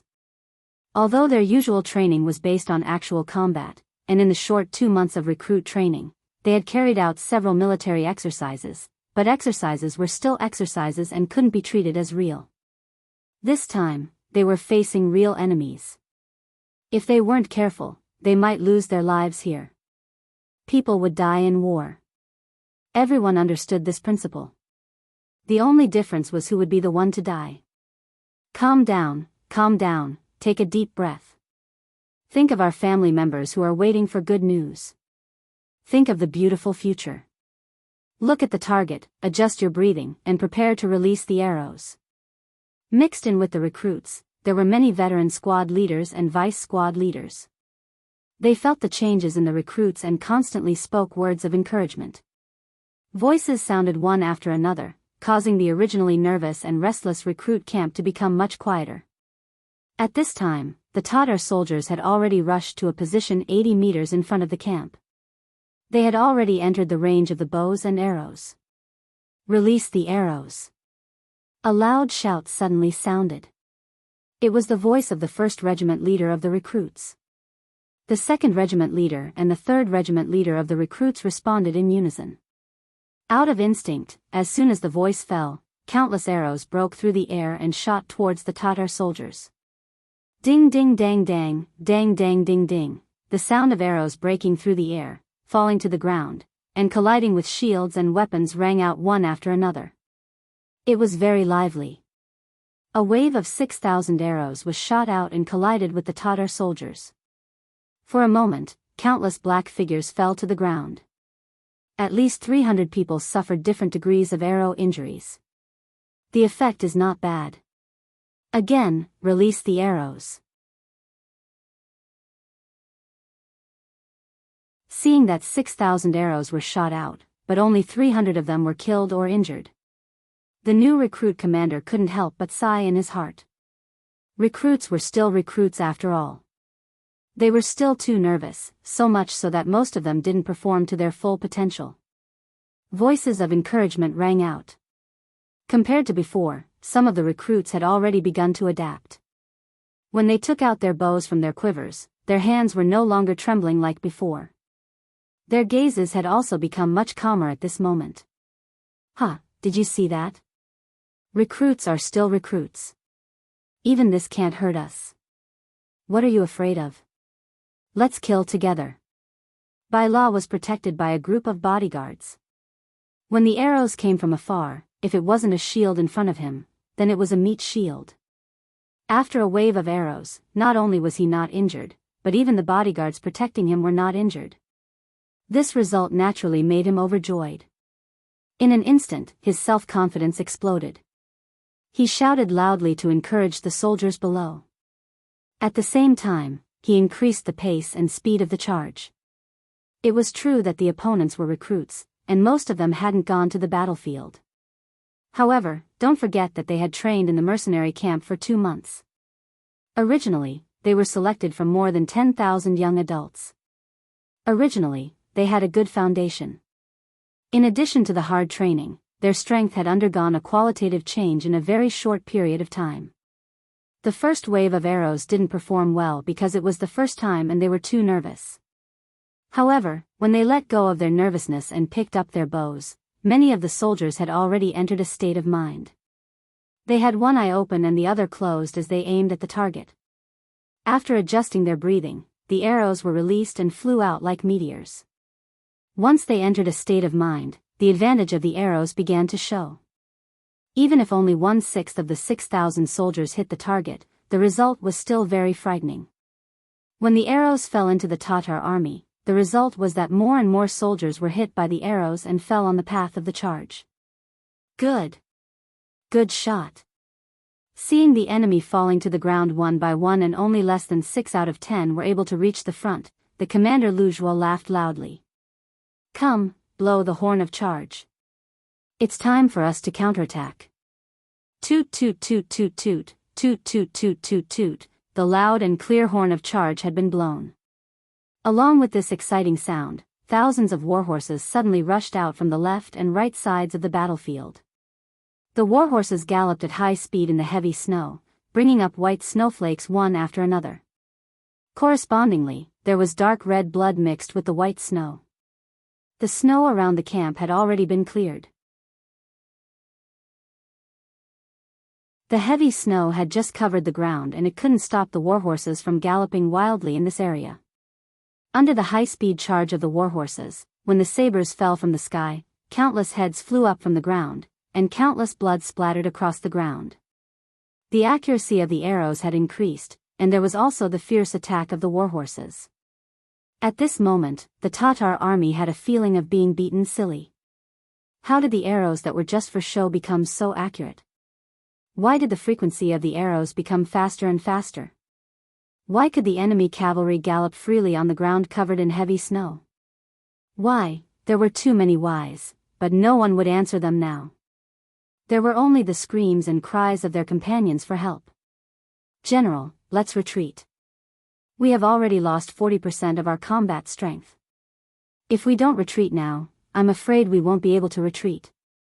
Seeing more and more of his companions being killed on the ground and the number of soldiers around him decreasing, a chiliarch ran to Biyao's side and complained tearfully. Biyao still had a trace of unwillingness. He hadn't really fought with the enemy's recruits yet. He believed that if they could engage in close combat, their advantage would be obvious. This was also the main reason why he dared to bring 5,000 soldiers to fight against the 8,000 mercenaries. However, the situation on the battlefield didn't allow him to do so. Because if the battle continued, he was afraid that it would be like what the chiliarch said. He would have no chance of escaping. At that time, even if he severely injured the mercenaries, what could he do? Clenching his teeth, his face was filled with unwillingness. After changing his mind several times, Biyao finally gritted his teeth and gave the order, retreat. Retreat as you fight. If the enemy dares to charge over, counterattack with all your strength when the snow is thick.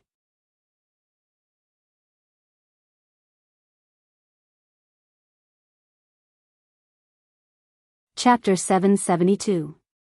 The Tatar army retreated. They came like the tide and left like the ebbing tide. Seeing this, the 6,000 recruits cheered in excitement. Then, someone shouted, "Kill!" Then, the 6,000 soldiers chased after the retreating Tatar army. Due to the terrain, the 2,000 veterans of the 2nd Cavalry Regiment had limited space to move around. When they chased the enemy into deep snow, the only thing they could do was to watch the enemy escape.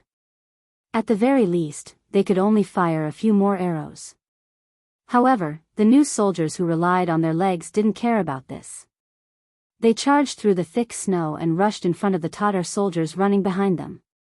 They brandished their swords and hacked at them. The number of soldiers in the new regiment was too many. Perhaps they didn't have much experience in fighting, or perhaps it was their first time seeing blood. However, when 4 or 5 or even more recruits simultaneously attacked a veteran, even if the veteran's strength wasn't bad, 2 fists were no match for 4 palms. In the end, after leaving behind nearly 100 corpses, they fled in a sorry state. Withdraw the troops and return to camp. Following the military strategy of not chasing a cornered enemy, Wuxia promptly ordered the overly excited recruits to stop. The snow in front of them was too thick. If they fought there, no one would be able to gain an advantage. And he wouldn't do a losing trade. The commander gave the order. Following orders was always the first lesson for the recruits. No matter how dissatisfied they were, they could only obediently retreat. Then, they counted the spoils of war and the number of enemies killed. Originally, Biyao was prepared to counterattack halfway. Seeing that his last chance was gone, he sighed and led the army back to Saihan Mountain. He had already lost 2,000 soldiers and horses. Now, he no longer had any advantage in terms of military strength. If he continued to fight, he would only be looking for trouble. In the end, it wasn't that Biyao didn't have a chance to win. If he could have abandoned his horse at the earliest moment and suddenly attacked, the 3 new regiments wouldn't have enough time to assemble. Under the chaos, they wouldn't be able to form an effective resistance. Only the heavens knew what the result would be. The failure of command made Biyao return in failure. He didn't seize the fleeting opportunity. Wuxia ordered people to clean up the battlefield and count the results. At the same time, he ordered people to quickly report the results to the 6th young master at the front. In the warm tent, young Chendong, who was sitting beside the stove, already knew the news of the Tatar army on Saihan Mountain. However, he didn't care much. He was still very confident in Wuxia's 2nd Cavalry Regiment. As for the 3 new regiments, they might suffer some losses in this battle, but how could this not be a training exercise? It was not a bad thing to let them feel the true atmosphere of war and to let them know the cruelty of war. When Beta Persei hurriedly entered the tent and reported the results of Wuxia's 2nd Cavalry Regiment and explained that the Tatar army had retreated, young Chendong's face didn't show the slightest shock. It was as if all of this was expected and normal.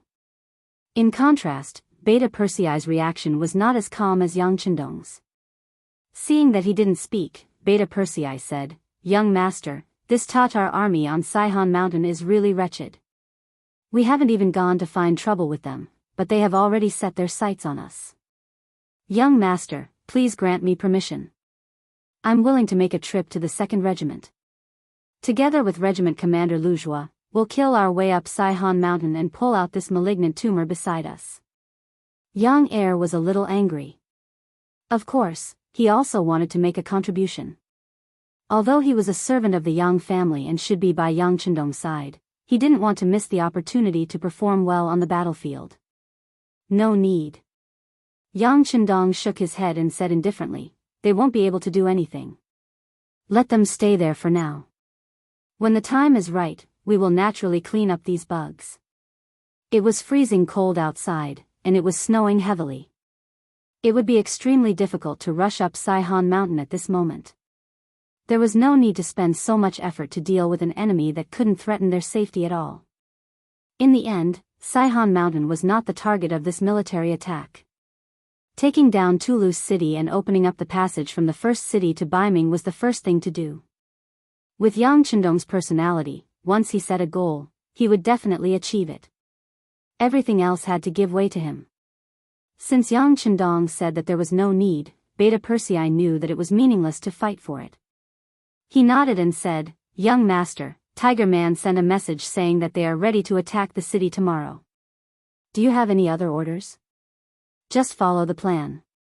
I don't have any special orders. Yang Chendong shook his head again. Before leaving, he had talked to Tiger Man about what to do. This person had been with him for a long time and knew best in his heart what to do.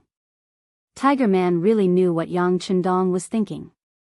If it weren't for the special geographical location of Tulu City, with just the 10,000 Tatar army, they wouldn't be able to withstand the pressure of the army. What Yang Chendong wanted was a safe passage. That being the case, Tulu City must be taken down. Not only that, but the damage must not be too serious. Otherwise, how could a ruined city house the army and the people?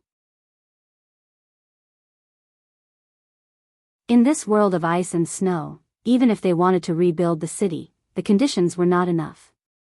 So after setting up the camp, Tiger Man called Su He and the other generals to express his intentions. Tomorrow, when we attack the city, we will try to deal with the enemy outside the city. Even if we kill our way into the city, as long as they are not rebels, don't kill them easily. We have to try our best to maintain the good nature of Tulu City. What we need is a city where people can live and garrison. This is the sixth young master's intention. Does everyone understand? When they heard that it was Yang Chendong's intention, the expressions of the officers, who had not taken it seriously, immediately became serious. They all nodded, indicating that they would abide by the military order and try their best not to destroy the city and not to kill indiscriminately in the city. In the camp, the 10,000 mercenaries had a good night's rest. When the sun rose the next morning, smoke rose in spirals. From afar, it looked like fog, like a paradise on earth. On the walls of Tulu City, Amu Gulang looked at all this and sighed. What will come will come. Since that's the case, let me go out of the city and see how powerful they are. General, be careful. Deputy General Shibi wanted to persuade him to defend the city with him, but when he thought about how cavalry could only be effective on the open ground, he suppressed the words in his heart. It's fine. People will die eventually.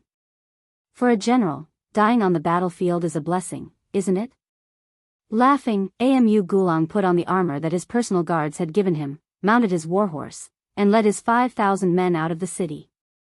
Below Tulu, both sides had already gotten into formation. From a distance, they looked neat and orderly, their warhorses standing straight. They were like two colossi standing in the middle of the world.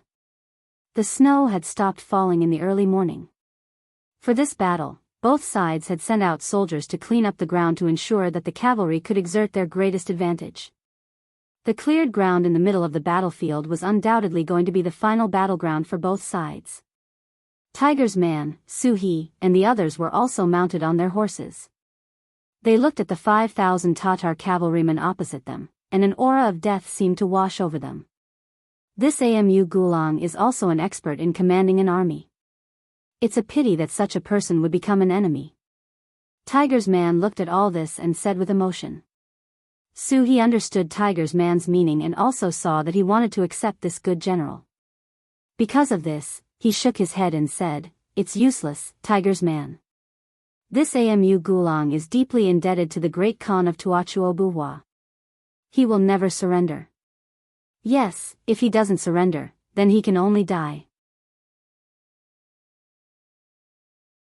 Tiger's man also knew that in the face of Su He's persuasion, the other side had no intention of talking at all.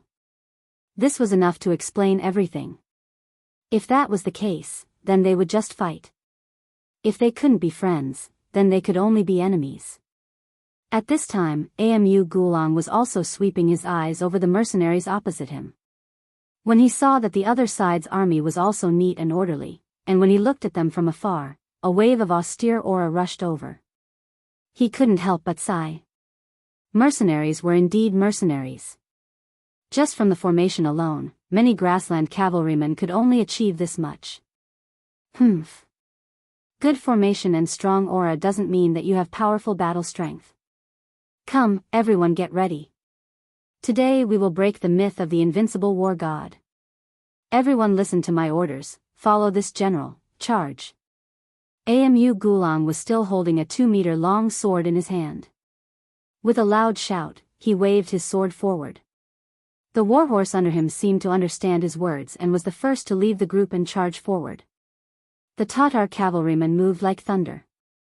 Under the city walls of Tulu, they formed a fan and charged towards the mercenaries. As if they knew that the mercenaries had firearms, the 5,000 Tatar cavalrymen were not too concentrated. Instead, they were very scattered.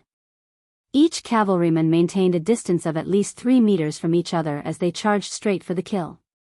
The earth trembled as if it was shaking. It was like a tsunami, making it impossible for people to regain their previous calmness. Seeing the enemy cavalrymen charging over with great morale, Tiger's man raised his right hand unhurriedly and loudly ordered, "Independent Regiment, 6 firearm battalions, listen to my orders. Wait until the enemy is 600 meters away before firing.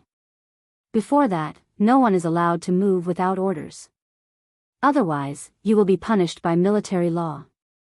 They had already decided on how to deal with these 5,000 Tatar cavalrymen during last night's meeting. That was to use firearms to heavily injure the enemy.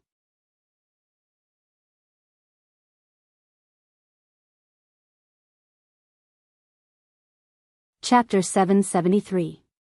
Although it wasn't difficult for the Independent Regiment and the Tatar Cavalry Regiment to deal with 5,000 Tatar cavalry, Tiger's man still made the decision to use firearms to defeat the enemy. He quoted Yang Chendong's words, "Since we can pay a smaller price, there is no need to make the soldiers suffer."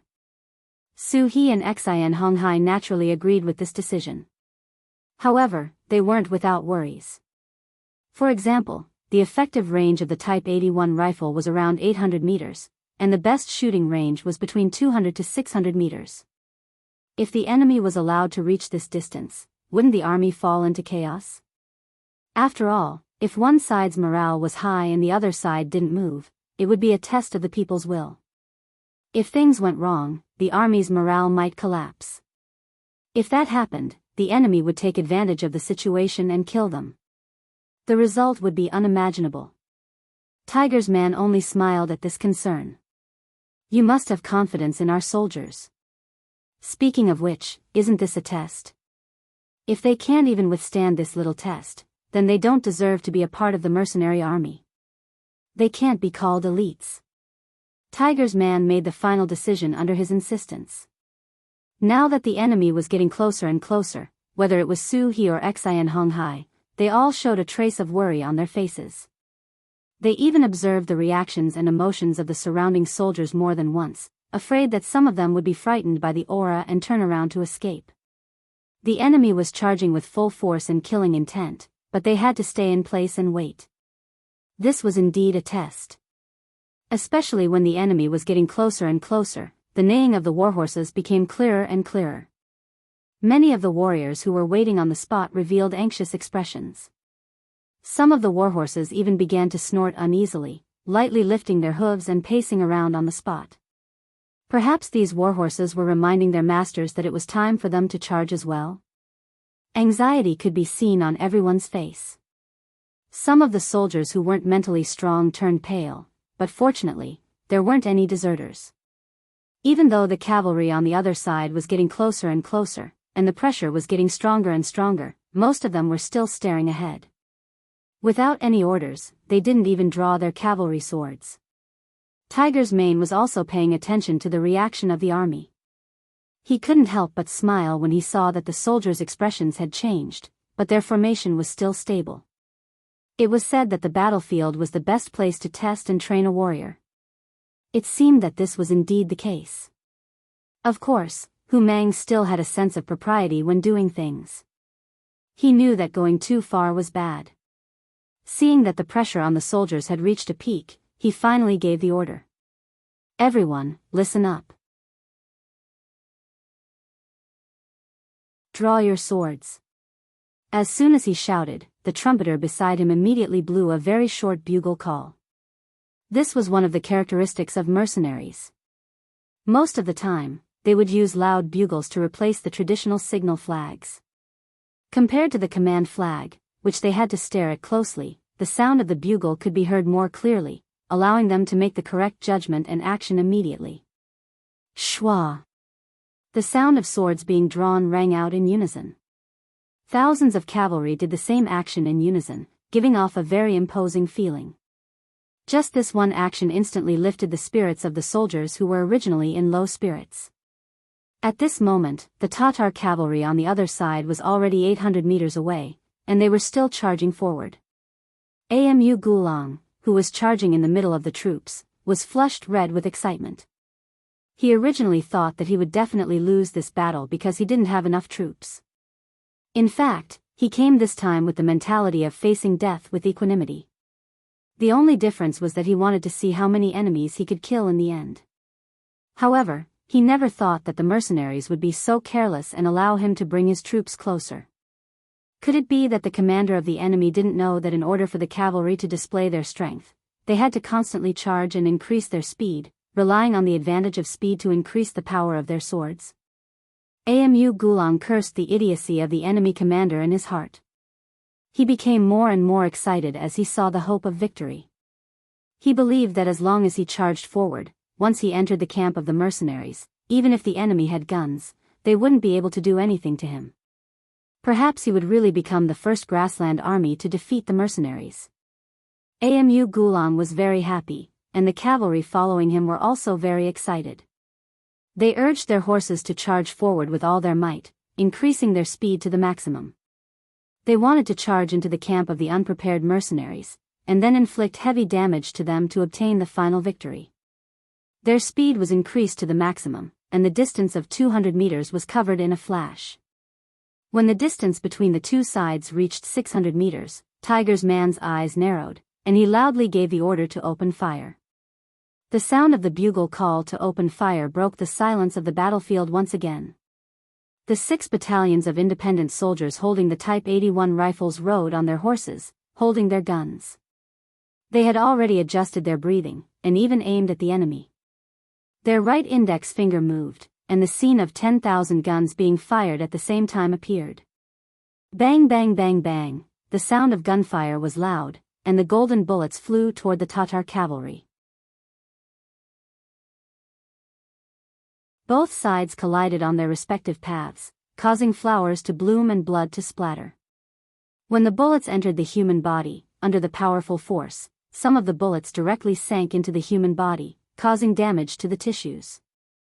Some of the bullets simply rushed out and entered the body of the second cavalryman behind, causing continuous damage. The sudden sound of gunfire had already made Amu Gulang cry out in his heart. However, he didn't know much about the new continuous fire guns, so he thought that the mercenaries opposite him were like the Great Ming Dynasty's Divine Arms Battalion, and that their guns could only shoot up to 100 meters away. The reason why the enemy opened fire now was just to create a kind of momentum and put a huge psychological pressure on his soldiers. It was precisely because he didn't think much of it that when he heard the gunfire, Amu Gulang immediately shouted to the cavalrymen beside him, "Everyone, don't panic. Their guns can't shoot that far. They are just trying to scare." Ugh! Before he could finish his sentence, or rather, he was only halfway through when the scene in front of him shocked him. He realized that many of his soldiers had fallen off their horses at this moment. Although some of them didn't fall off their horses, their bodies were already covered in blood, and more blood was flowing out.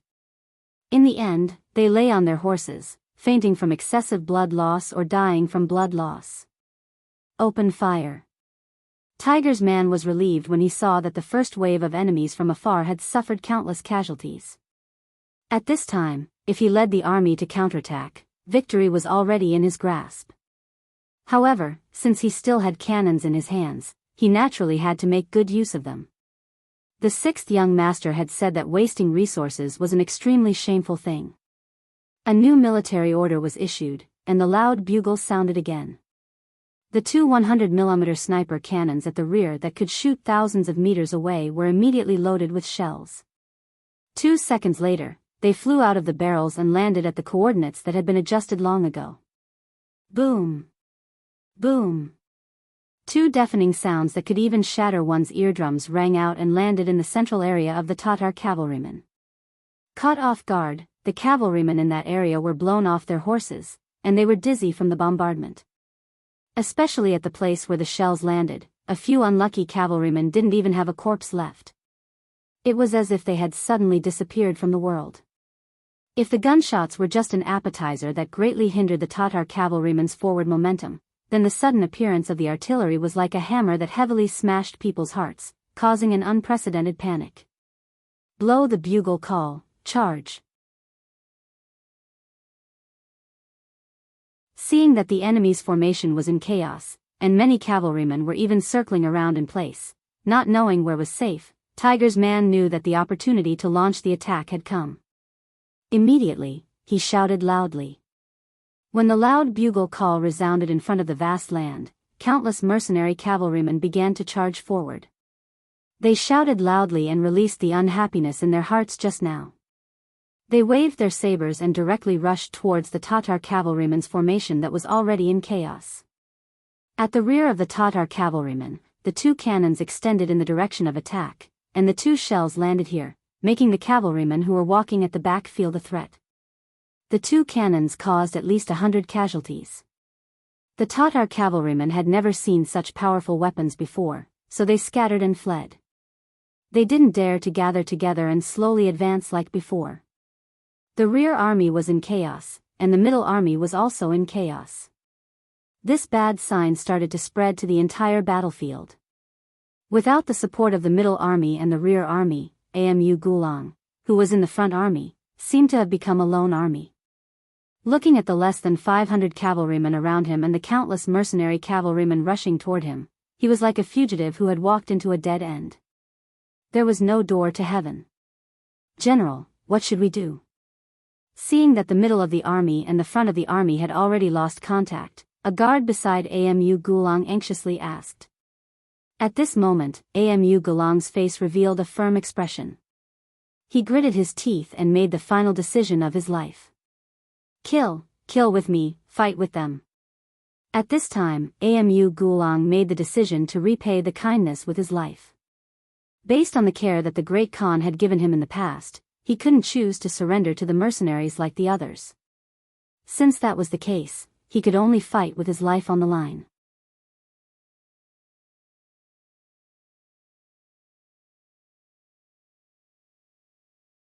Chapter 774. Kill. After making his decision, Amu Gulang was the first to whip his horse and charge towards the countless mercenaries.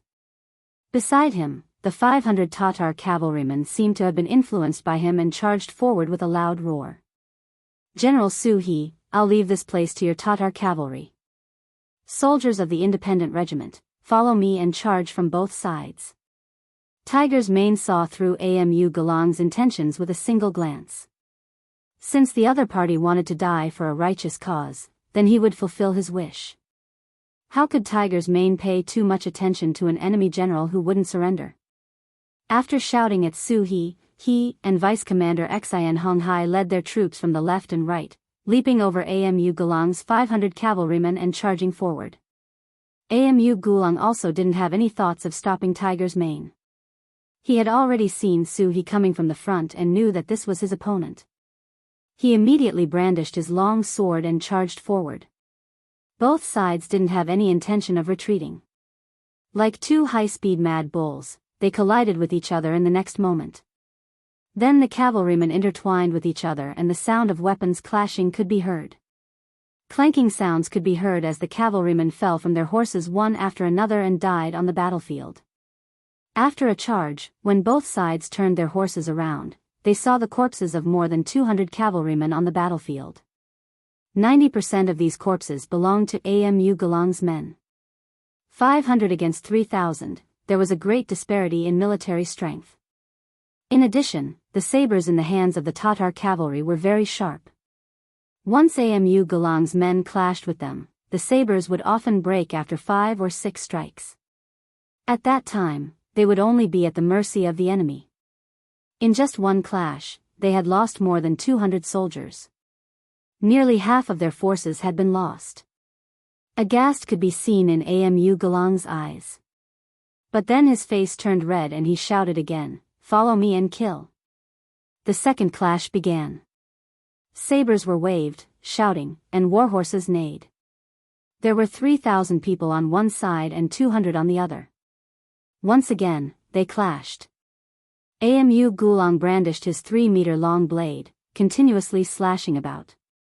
He had exchanged blows with at least 7 mercenaries, killing 2 of them on their horses. However, he was also tired to the point where he was gasping for breath.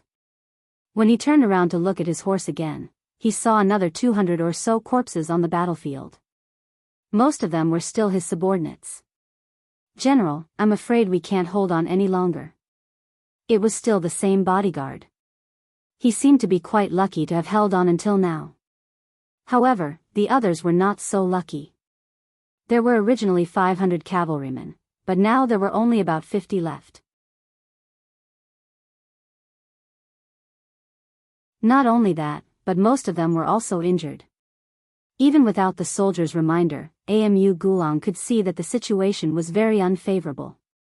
However, for Amu Gulang, who had long been prepared to die, this was just a matter of asking for mercy. "How many of them did we kill?" "You've seen it clearly." Although he knew that he was about to die, Agu Gulang was still concerned about the number of enemies he had killed.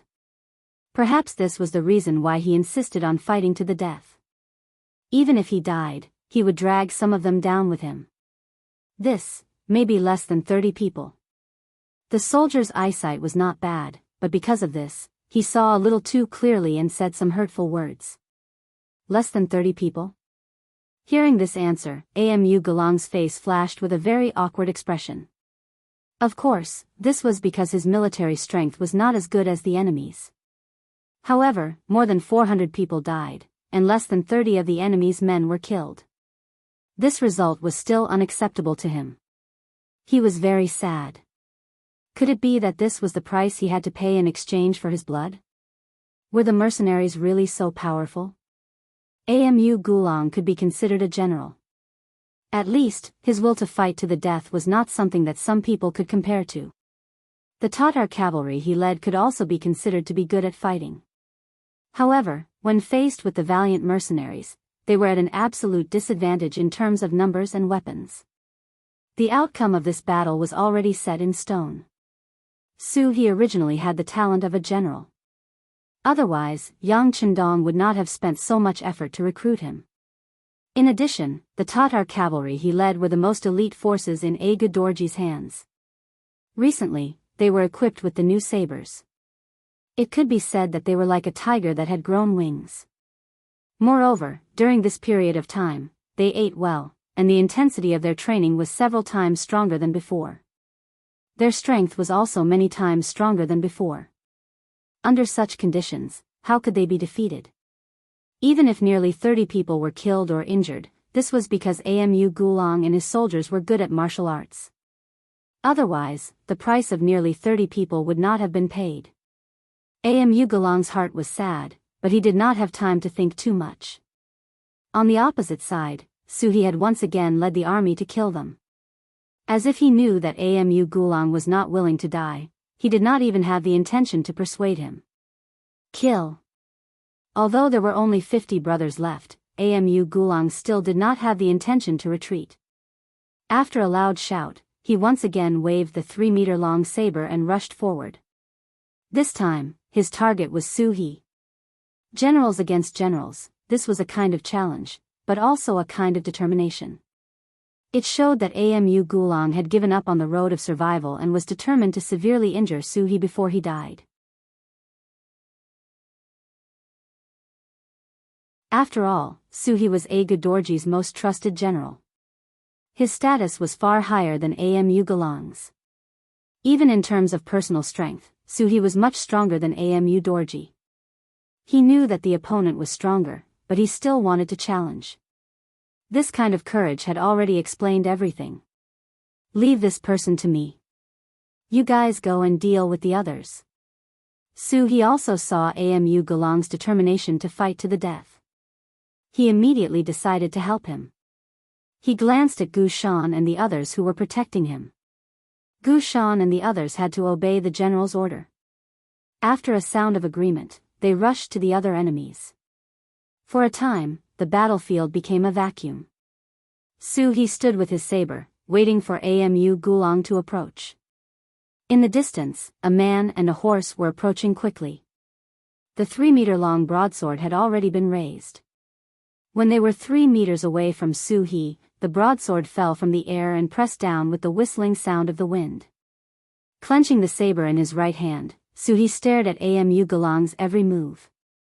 When the saber fell, he moved sideways and raised his saber to cut it. Under the powerful arm, the collision of the two weapons caused a spark. Under the huge force, the saber was indeed crooked. Under the collision of the saber, it almost fell out of his hand. Forcibly holding the 3-meter-long saber, Amu Gulong's face showed a shocked expression. He had long heard that Su He was an all-rounder. Before, he didn't take it seriously. It wasn't until he really fought with him that he realized that a famous general was indeed a famous general. Sure enough, he wasn't so easy to deal with. The saber fell and also narrowed the distance between the two sides. At this moment, the advantage of the saber was revealed. As the saying goes, an inch shorter is an inch more dangerous. At close range, the horse-chopping blade that was only a meter long was able to fully display its agility. Under the incessant chopping from top to bottom, it caused Amu Gulong's mind to be thrown into disarray. Numerous wounds appeared on his body. If it was someone else who was cut by the sharp saber, they would have fallen off the horse and been defeated. But Amu Gulong was determined to die. He was completely relying on his spirit to make a final resistance. He had already ignored the wounds on his body. He thought that if he could kill Su He, even if he died, it would be worth it. In Su He's eyes, Amu Gulong's unwillingness to fight to the death made him reveal a look of admiration. But this was a battlefield, not making friends. Although he was shocked by the opponent's determination to fight to the death, Su He's hands didn't stop. Not only did he wave the saber forward, he also found an opportunity to grab the back of the saber and held it in his hand. If it was under normal circumstances, if Su He dared to be so arrogant, Amu Gulong only needed to use all his strength to regain control of the weapon. It was not impossible for him to take the opportunity to seriously injure Su He. But now, he was already covered in scars. His strength was almost exhausted. Facing Su He's huge strength, he was already powerless to resist. With his saber restrained, Amu Gulong could only passively take the beating. After instinctively dodging 2 sabers, the saber fell on his chest for the 3rd time, penetrating his chest. While blood flowed out, the vitality in Amu Gulong's eyes quickly disappeared. With a saber in his chest, Amu Gulong's strength was also exhausted at this moment. He glanced at Su He, who was riding on the horse next to him. He wanted to say something, but his mouth couldn't make any sound except for blood foam. With a plop, Su He's left hand loosened the saber, and Amu Gulong fell from the horse. Even if he died in battle, at that moment, he still opened his eyes wide and looked at the sky. It seemed that he still wanted to say, "Great Khan, I didn't let you down. I fought until the last drop of blood." Amu Gulong died in battle. The last 50 cavalrymen left by his side also died under the siege of Gushan and the others. But it was worth mentioning that no matter how Gushan tempted them with words, none of the 50 men surrendered. In the end, they fought until the last drop of blood was shed and died. The attack of the independent regiment led by Tiger's man was also very smooth. First, they launched a surprise attack with the muskets, which destroyed the enemy's morale and killed nearly 1,000 cavalrymen. Then, the mortars showed their prowess. The chaotic bombardment disrupted the enemy's formation and dealt them a heavy psychological blow. When the independent regiment came, it was like the last straw that broke the camel's back. The Tatar cavalrymen, whose morale had fallen to the bottom, became a turtle in a jar, a fish in a net. Those who surrender can live, those who resist will be killed. Tiger's man shouted, and the soldiers of the independent regiment also shouted. During this period, as long as there was resistance, they would swarm up together. Several sabers would come at the same time. No Tatar cavalryman could withstand such power. There was no other choice but to die.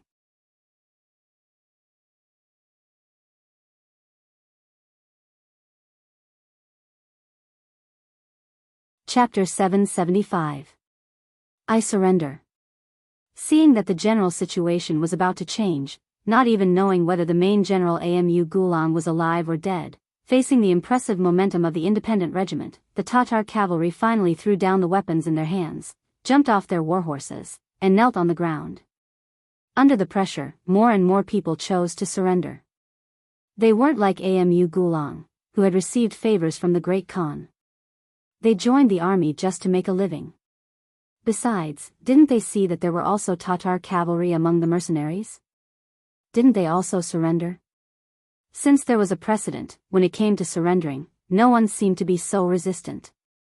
Of the 5,000 Tatar cavalry, 2,000 were killed, and 3,000 surrendered.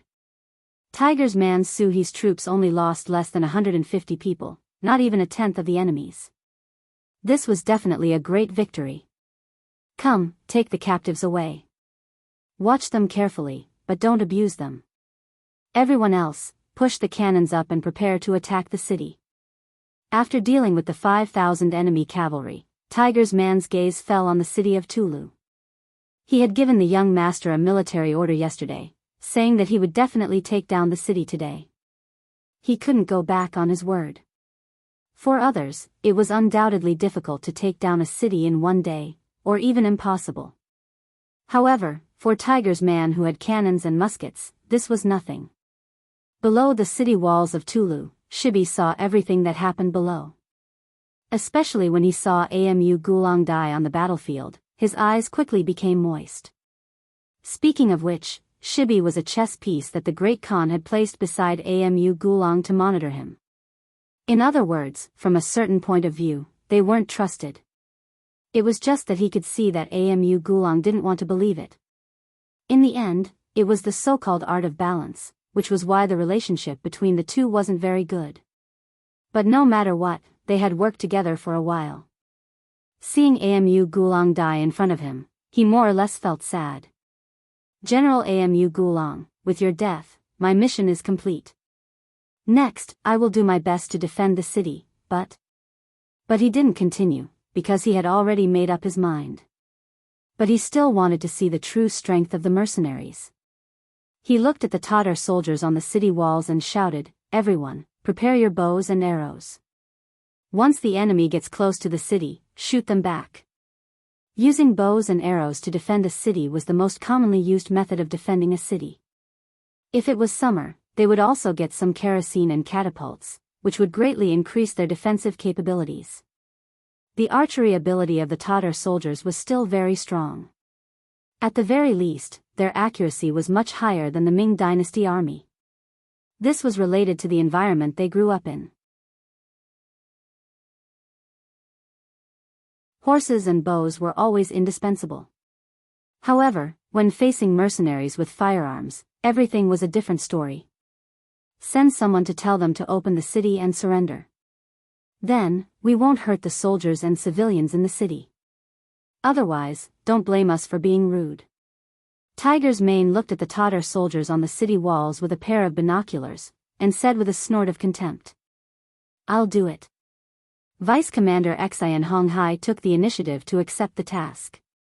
He took a self-made iron horn and rode out alone. When he was 150 meters away from the city walls, he suddenly stopped, and then his loud voice had a chance to show off. "Soldiers on the city walls, listen up," as Xian Honghai shouted. The expressions of the Tatar soldiers on the city walls changed again and again. At this time, many of them couldn't help but look at General Shibi. Obviously, they all knew that if General Amu Gulang's 5,000 cavalrymen were defeated, their 5,000 infantrymen without war horses would not be able to resist at all. If they continued to fight, they would die. If they surrendered, they might find a way to survive. How could Shibi not see the thoughts of the soldiers on the city walls? But if he didn't even fight, he would be letting down the dead Amu Gulang. So he said loudly, "Brothers, I know what you're thinking. But after all, this is a siege, not a cavalry charge. I think we still have the strength to defend the city. If we can't win, it's not too late to surrender. I think you all still like the feeling of freedom." Shibi's understanding of the people's hearts was immediately met with a wave of support from the soldiers. At this moment, the Tatar soldiers standing on the battlements stared at the mercenaries on the city walls. It was as if they were saying, "If you want to come, we'll serve you with bows and arrows." Xin Honghai shouted a few times but didn't hear any response. He patted his horse and returned to Tiger's Mane's side. He spread out his hands and said, "Tiger's Mane, they won't surrender." "Huh, if they don't surrender, then we'll make them surrender. Men, prepare the cannons. Musketeers, go forward and fire 200 meters away. The rest of the cavalry, get ready to charge with me." Tiger's Mane said with a face full of confidence. With his muskets and cannons, he really didn't put Toulouse city in his eyes. The city walls were quickly prepared. 6 battalions, totaling more than 2,000 gunmen, slowly advanced. They stopped 200 meters away from Toulouse city. Then, they lined up in a straight line and aimed at the city wall. On the city gate tower, between the battlements, Shibi was leading thousands of Tatar soldiers to look down. Originally, they had prepared their bows and arrows to give the enemy a head-on blow. But when they saw the enemy stop 200 meters away, they all looked down curiously. They didn't know what the mercenaries were going to do next. They couldn't be blamed. Their understanding of muskets was completely based on the impression the Ming dynasty gave them. At that time, muskets could only fire up to a distance of 100 meters. It wasn't much different from bows and arrows. The only difference was that it seemed to be more lethal. During the battle with the Ming dynasty, because of the distance, they couldn't see clearly how Amu Galang's cavalry was hit. The Tatar soldiers still had a confused expression. The 6 battalions of mercenaries didn't hold back. Most of them were auxiliary soldiers. Some of them even had the qualifications to take the cold front test. During this period of training, their strength had reached a new level. Now that they were facing an enemy close by, they were already full of fighting spirit. All they lacked was the order to open fire. Now, the order was finally given. Tiger's Mane raised his right arm and lowered it. The trumpeter beside him blew the bugle horn for permission to open fire. Immediately, the sound of gunfire rang out. Countless bullets flew towards the Tatar soldiers on Toulouse city as if they had eyes. The Tatar soldiers who didn't have the slightest bit of mental preparation and didn't take the musketeers seriously suffered a great loss. A second after the sound of gunfire rang out, a bloody scene appeared on the city tower. At least a few hundred soldiers were shot in the vitals because they didn't take any precautions. Only a few lucky ones managed to escape with their lives because the bullets missed and hit the battlements. "Quick, squat down. Don't stick your heads out."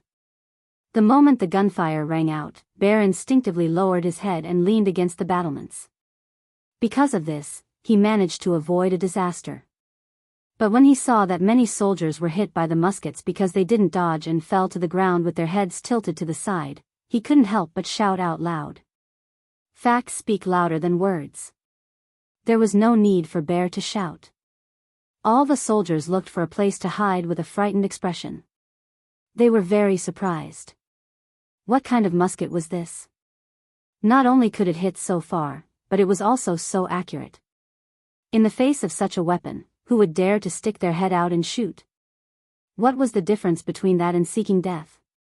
Like the other soldiers, Bear's face also showed a frightened expression. He was a general, but he also only had one life. If he was hit by a bullet, he wouldn't be any better.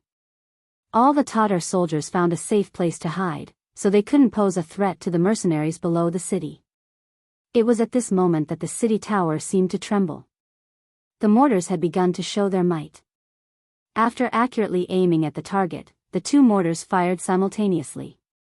One of the mortars hit the city gate of Talis city.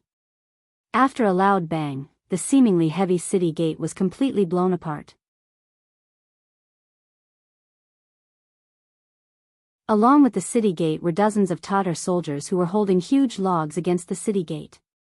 Their task was to guard the city gate. The enemy was cavalry, so they shouldn't be good at sieges. With one side defending and one side attacking, the situation should be in their favor. They didn't expect that the mercenaries wouldn't be polite at all. With just a blast from the two cannons, the city gate was blown apart. They didn't even have the slightest intention of drawing out the distance. When the city gate was opened, the vice commander Xian Honghai on horseback roared and took the lead to charge into Tulu city. Behind him were 5 battalions of 2,000 independent soldiers. Xian Honghai launched an all-out charge. The commander of the Tatar cavalry regiment, Suhi, also didn't want to be outdone. With a shout, he also led his troops to follow. While charging, he suppressed the shock in his heart. Heavens! The power of the mercenaries' cannons was too great. With such heavy weapons, what kind of city couldn't they take down? What kind of enemy could stop them? The general on the city tower was even more shocked. From the tremor, he could feel that the mercenaries should have opened the city gate. Now that he heard the sound of iron hooves, he was afraid that they were now rushing into the city. Once they entered the city, with the advantage of cavalry over infantry, how could he resist? At this moment, he suddenly felt powerless. He knew that Tulu city had changed hands.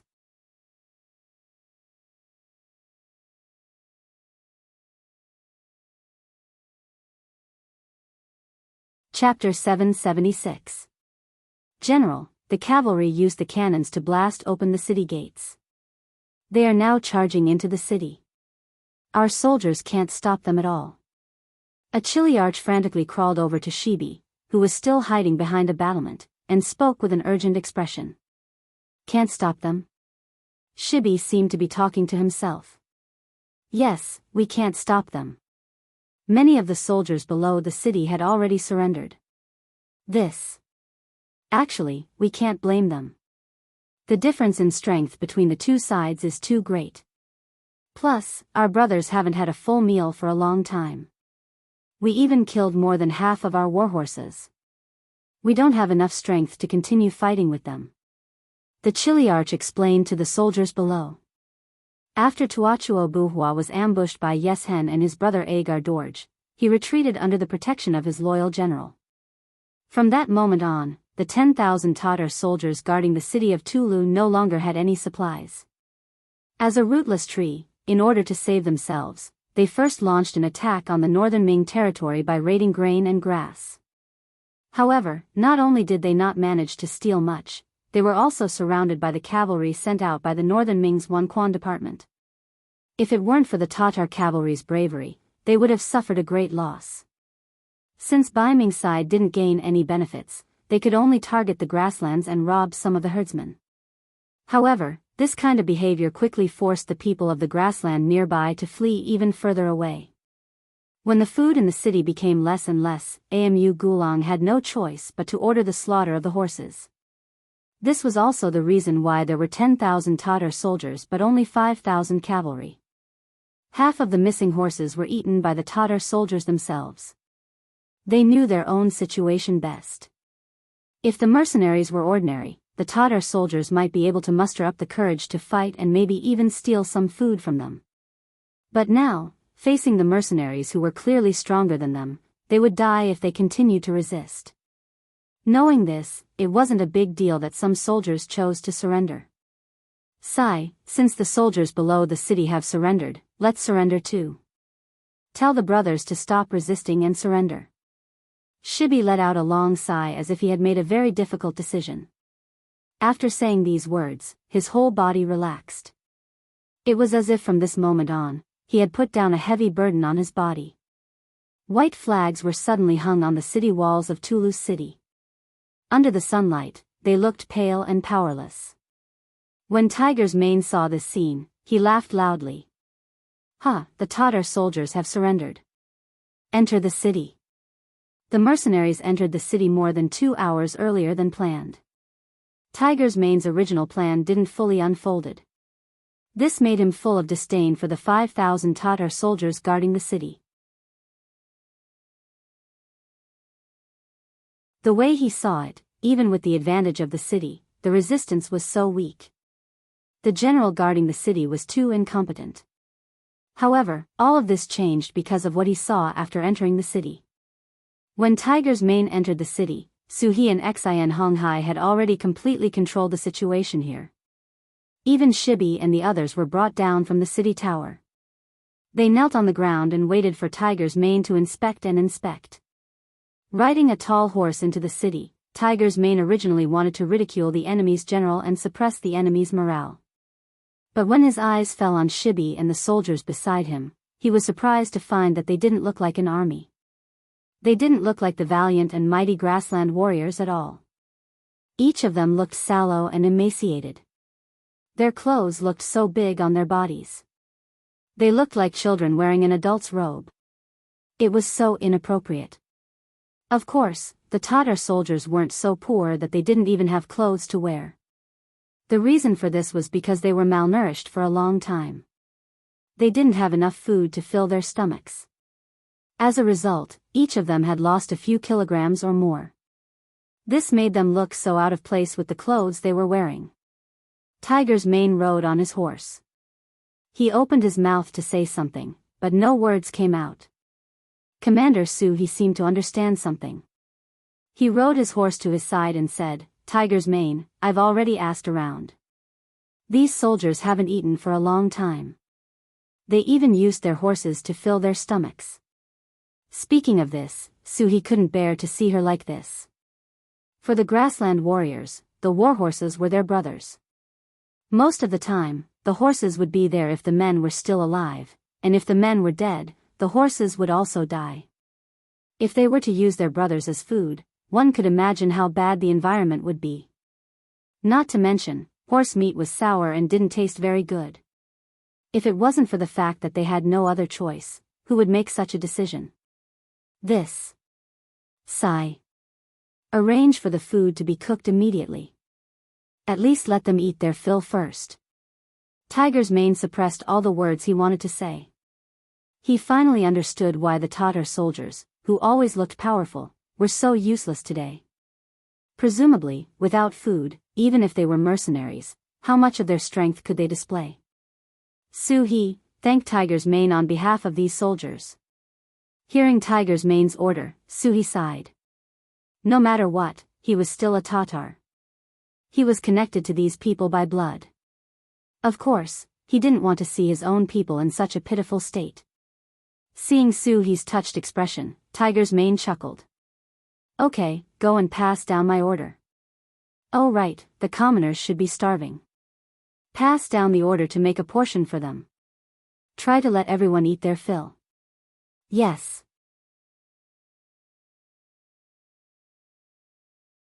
Su he once again cupped his fists and thanked him. Then, as if he remembered something, he quickly saluted again and quickly rode away.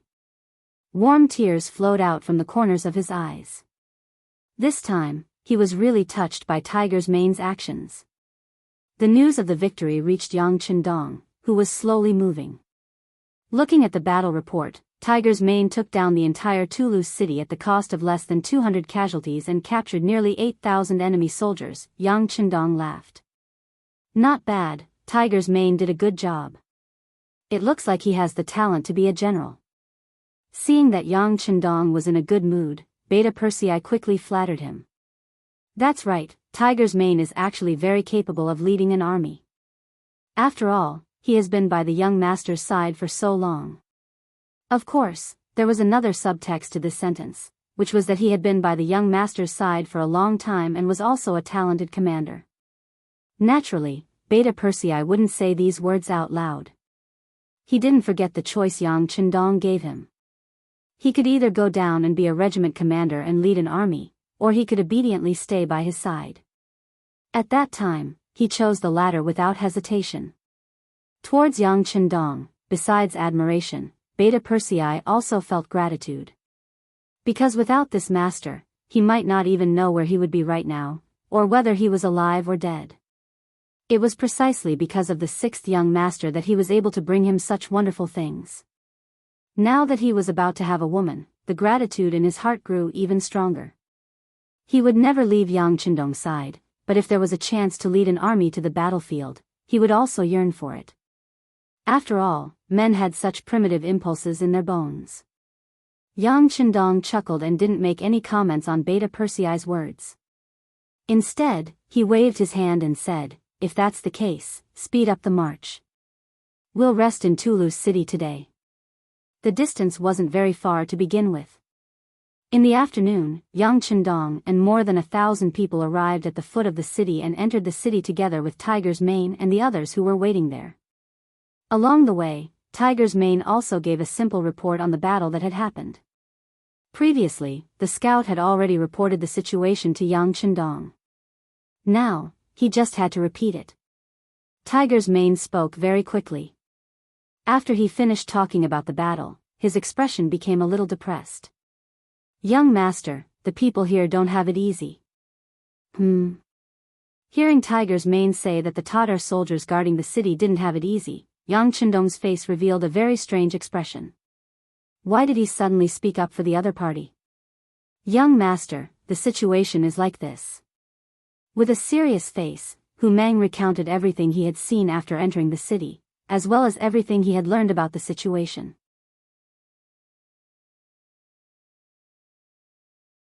When he said that the Tatar soldiers in the city hadn't eaten a full meal for a long time, and that they had to kill war horses to satisfy their hunger, and that some of the people in the city had to trade their children for food in order to survive, Tiger's Mane clenched his teeth and clenched his right hand tightly. He had a very pained expression on his face. Yang Chendong's face darkened when he heard the words trade their children for food. Of course, he knew what this meant. Although he had been in this world for a few years and had seen many poor people, when he heard these words, he was still very moved. In his mind, he could even imagine what kind of situation the people had to be in to do such a thing. It must be quite a lot of helplessness, right? Presumably, the parents who did this would feel guilty for the rest of their lives, right? Young master, I have already given the order to take out our rations and let the surrendered soldiers and the people have a full meal first. Please don't punish us. Tiger's Mane's voice sounded again, but when he said this, he already looked like he was asking for forgiveness. Speaking of which, it was reasonable to distribute the military rations to the surrendered soldiers. After all, these people might become his comrades in the future. However, distributing the rations to the people, even some women, children, and the elderly, was not something that Tiger's Mane could casually decide. Most of these people didn't have the strength to truss a chicken, so even if they had it in their hands, it wouldn't be very useful. Although the mercenaries already had 2,000 mu of greenhouses in the first city, which could solve a part of the food problem, most of the food still had to be transported by sea from Red Nest City. The manpower and material resources required were too large. Now that the military rations were distributed like this, Tiger's Mane should ask for forgiveness.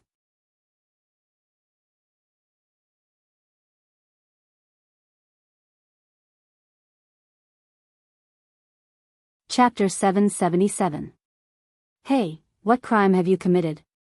Yang Chendong casually waved his hand. Although we don't have the ability to let all the people in the world live a good life and eat their fill, as long as we are willing to work hard, this problem will eventually be solved. What you did was not wrong. Thank you, young master. Tiger's Mane also knew that since he had been by Yang Chendong's side for so long, he could still make this decision. Even if he was wrong, he would not be punished too much. However, he also had to show the appropriate attitude, because from a certain point of view, he was a servant, and Yang Chendong was the master.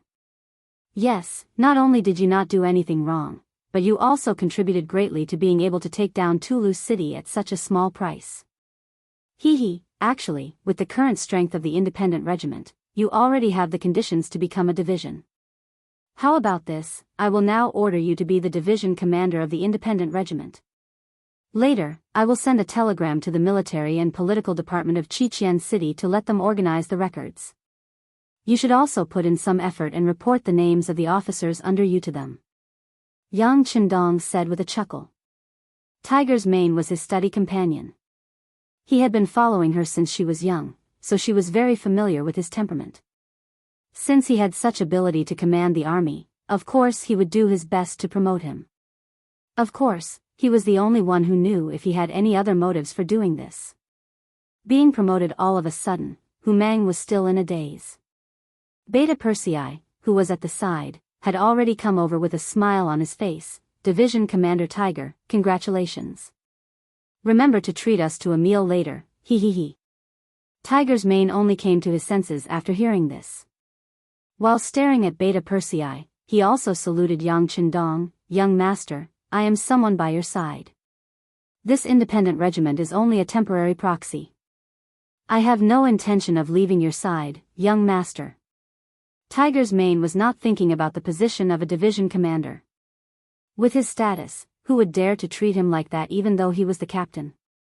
Even Commander Wu Sheng and Political Commissar Chen Bo of the 3rd Division of the Cold Front Division would respectfully address themselves as his subordinates whenever they met him. Since that was the case, it didn't matter whether he was a teacher or not. On the contrary, if he was forced to leave Yang Qindong because he gained a teacher, then the loss would outweigh the gain. "I didn't say that I wanted you to leave." Yang Qindong tilted his head and glanced at Tiger's mane. He chuckled and said, "Who said that you can't serve by my side after becoming a division commander?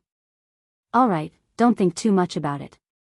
If I let you be a division commander, just do it.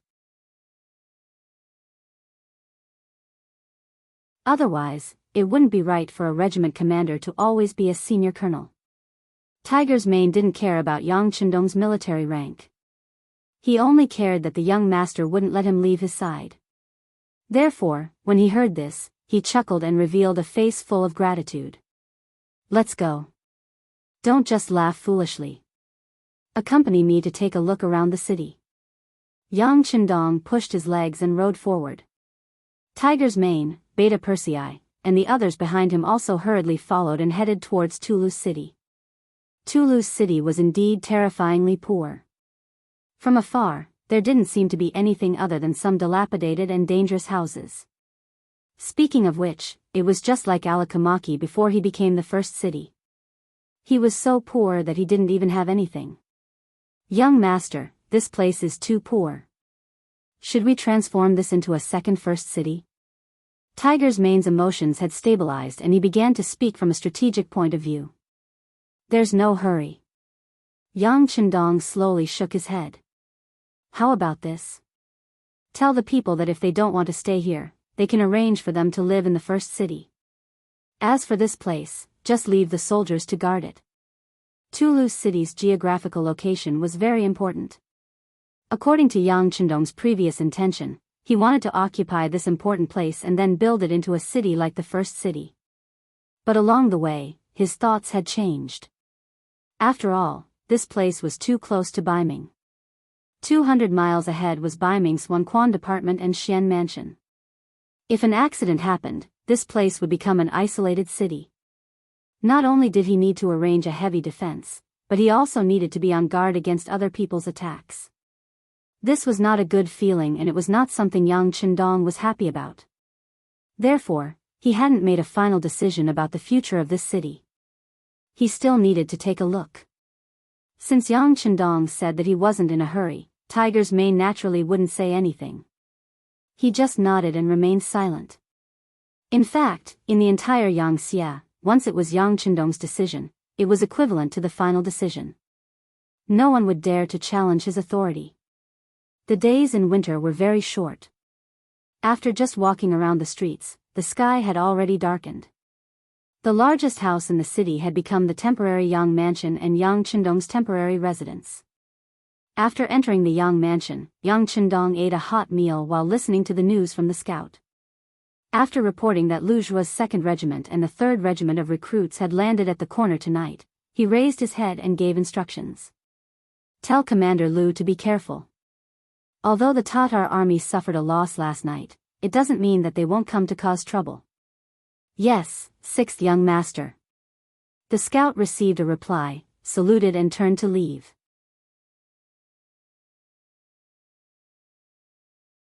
But as soon as he left, Tiger's mane strode into the hall and came in front of Yang Qindong, who had already stuffed the last mouthful of rice into his mouth.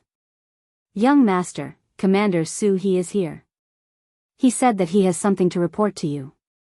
Ask him to wait in the hall." Yang Qindong took the towel from Beta Persei, wiped his hands, and nodded lightly. Tiger's mane's previous report said that when facing the Tatar soldiers during the day, the 3,000 Tatar cavalry regiment didn't have the slightest intention of going easy. This made him very happy. At least it proved that this person understood the big picture. Even so, he should be properly comforted and rewarded. Soon, in the side hall, Su He, who was wearing a black cloak, was led by Tiger's Mane to Yang Chendong, who was sitting at the head of the table. He immediately saluted and said respectfully, "Commander of the Tatar Cavalry Regiment, Su He, reporting to the 6th young master." Su He, your Tatar Cavalry Regiment performed well today. I have already passed down the order. Each soldier will record a military merit once. Those who killed the enemy will be rewarded accordingly. As the commander of the regiment, you have contributed the most. You will be rewarded with an additional 1,000 taels of silver, a pack of cigarettes, and 10 jars of good wine. Seeing the energetic Su He, Yang Chendong nodded in satisfaction. Thinking back, he had spent some effort and even risked entering the camp to persuade the other party to work for him. Now, it seemed that everything was worth it. Thank you, 6th young master, for the reward. Su He saluted to show his gratitude. This made Tiger's Mane smile. However, this smile quickly changed because of Su He's next words. 6th young master, Su He does not dare to ask for a reward. If possible, these rewards can be returned. Su He has other requests. I hope that the 6th young master can fulfill my request. Tiger's Mane's expression changed. He actually dared to reject the 6th young master's reward. Wasn't this the same as slapping his face in front of everyone? In a fit of anger, he shouted at Su He, "What are you talking about? Don't forget your identity." Sigh. On the other hand, Yang Chendong, who was sitting at the head of the table, had a natural expression on his face.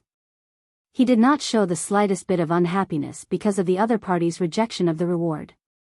Instead, he asked with interest, "If you don't want the reward, then what do you want?" Su He's face was also red. Perhaps it was because of Tiger's Mane's reprimand, or perhaps it was because of Yang Chendong's smile. His heart could not help but beat like a drum. What kind of person was Yang Chendong? Although Su He did not have a complete understanding of him, the great Ming's Duke of Loyalty and Courage, the god of war, and the messenger of longevity heaven that the common people spoke of.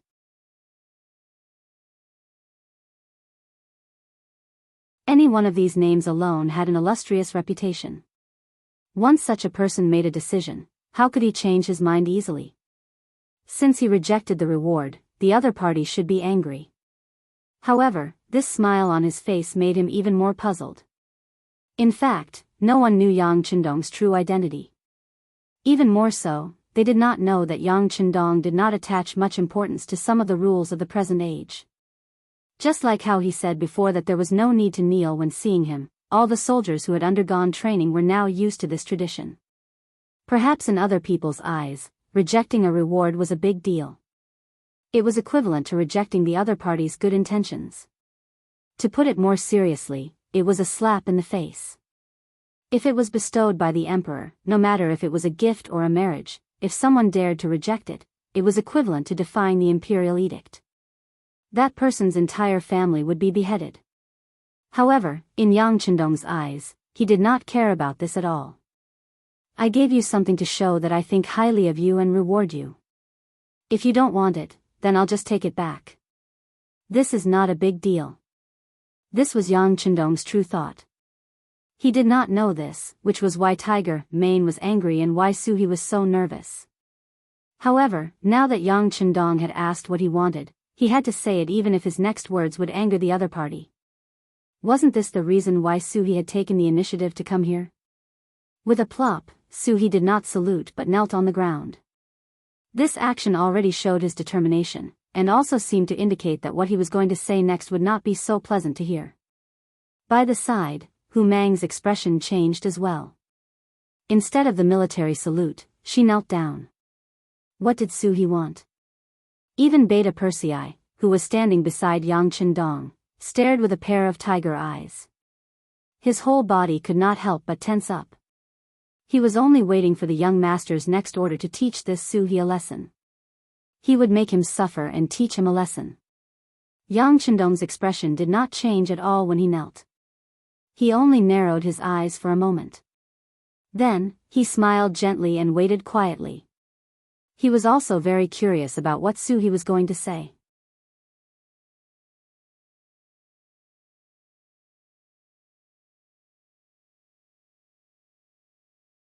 Chapter 778. Su He, who was kneeling with his head lowered, couldn't see the reactions of the others. After kneeling, he only wanted to say what he wanted to say.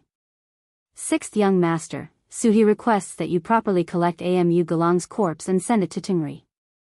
Please spare the 8,000 captured Tatar soldiers. Although they opposed you before, they had no choice but to do so.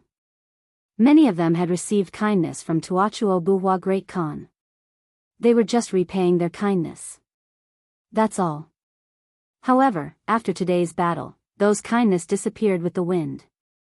I have talked with them and many of them are willing to join the mercenary army.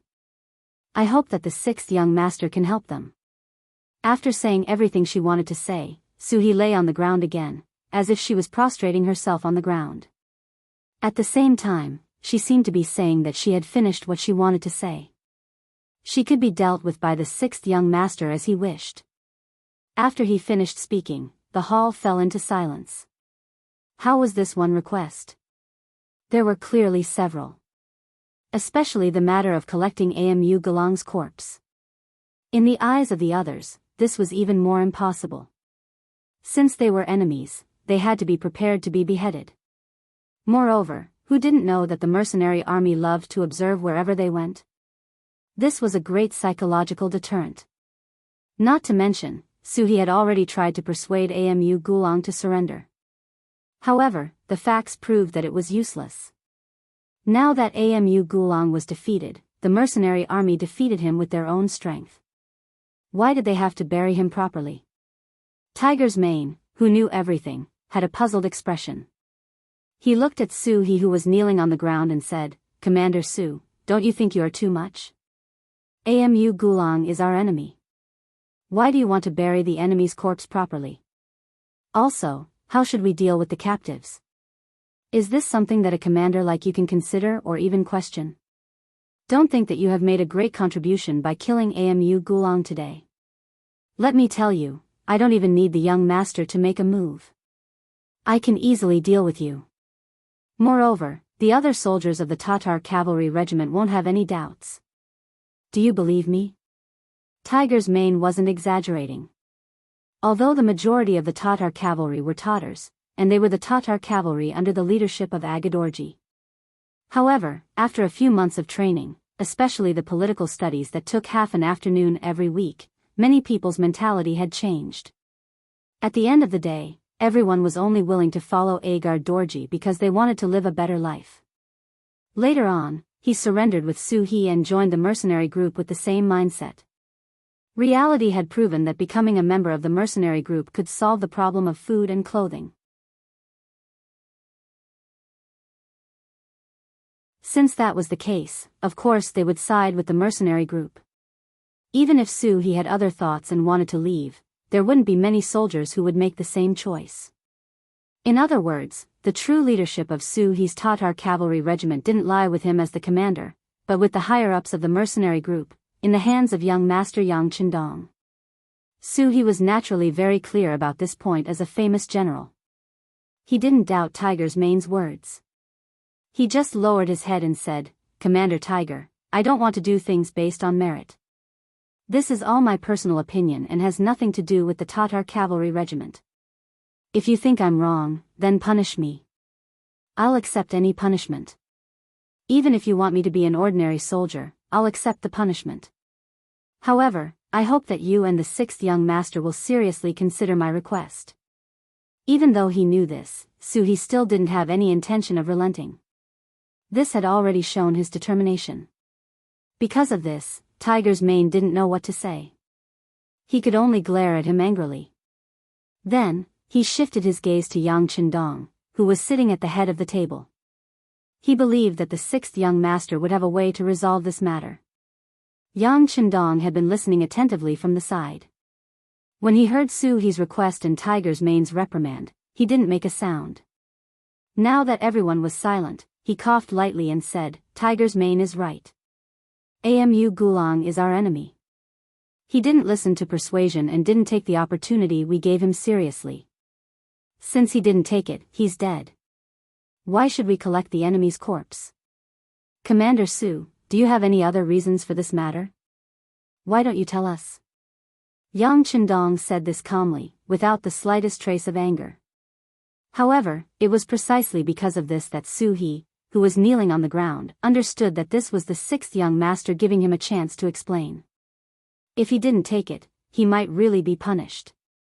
Originally, surrendering was something that he was forced to do. He thought that he would just be wasting his time anywhere.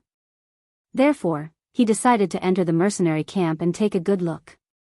If it didn't work out, he would just look for an opportunity to leave. However, he never thought that the moment he entered the mercenary camp, he would really be infected by the atmosphere here. Here, officers and soldiers were all equal.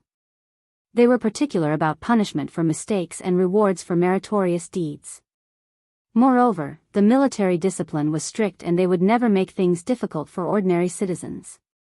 Here, they could eat their fill, wear warm clothes, and have a beautiful future to look forward to.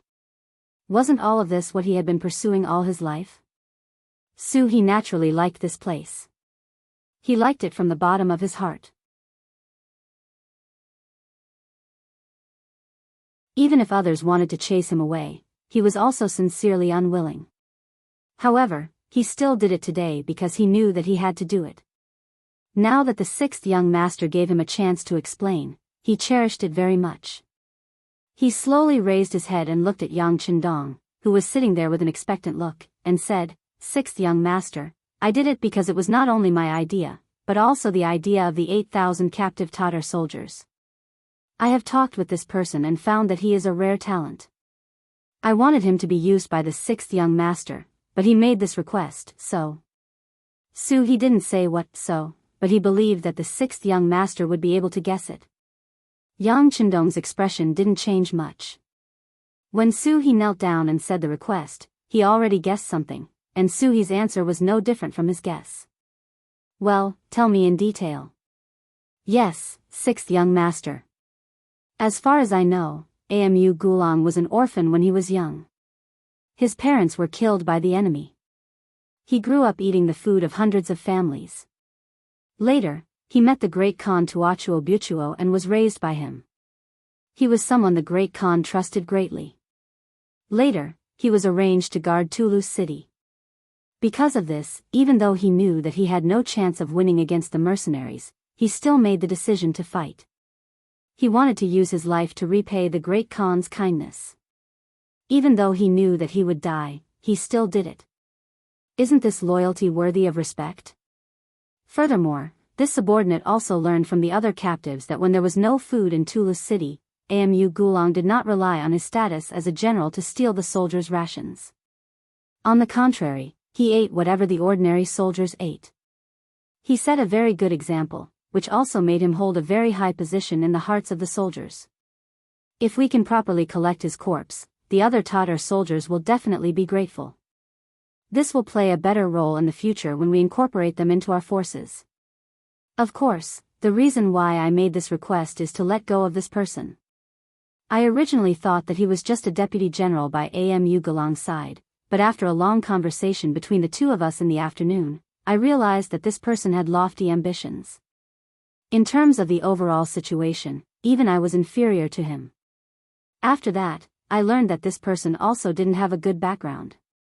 His mother was a Han, and his Mongolian bloodline wasn't pure.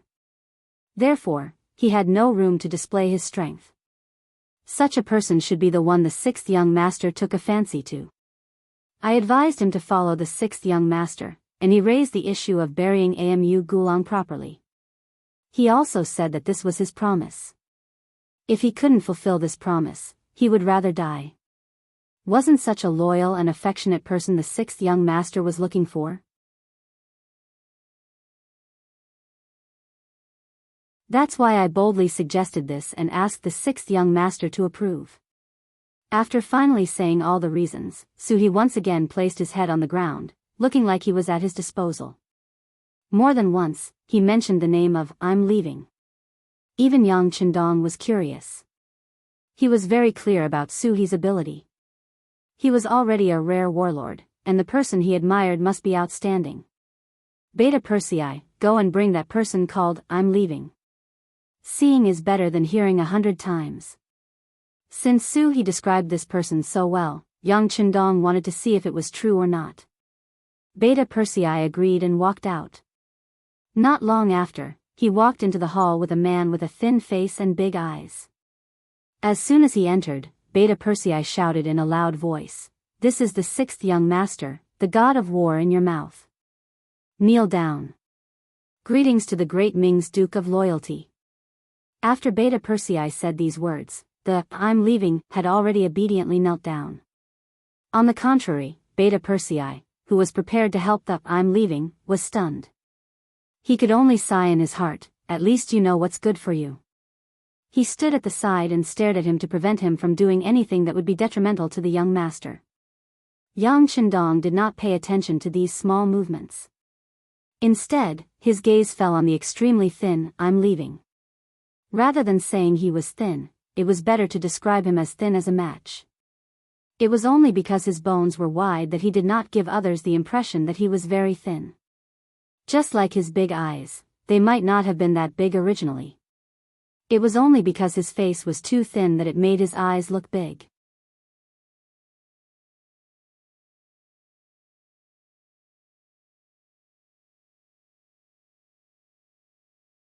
Chapter 779.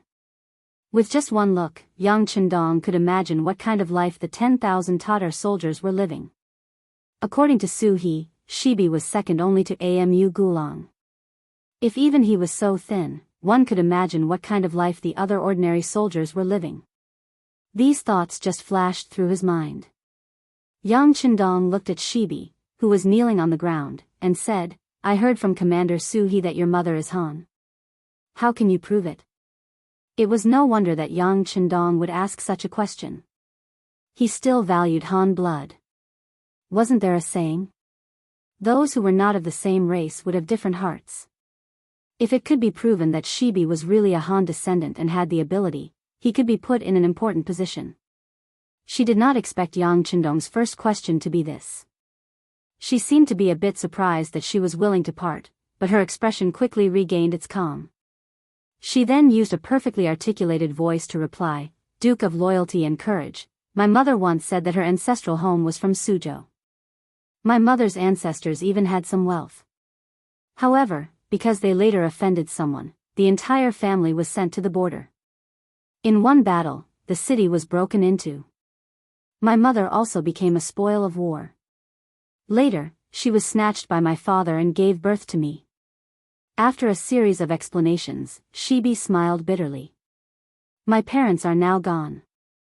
I know that there is no way to find out. However, when I was young, my mother liked to hum some Suzhou tunes when she was free. I unintentionally learned some. Now, I will sing it for Duke of Loyalty and everyone."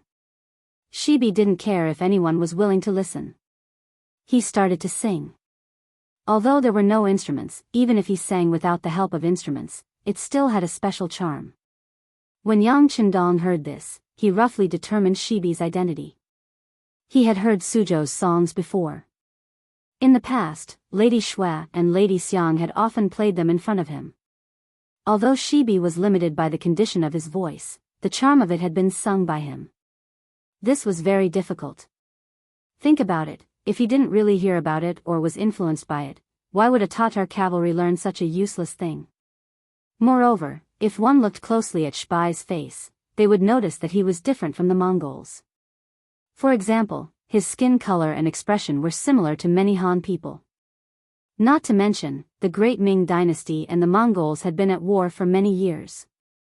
There were many cases where the Great Ming Dynasty was involved in the war. Yang Chendong didn't have any doubts about his mother's identity as a Han, so he nodded. "Okay, you don't have to think about your background.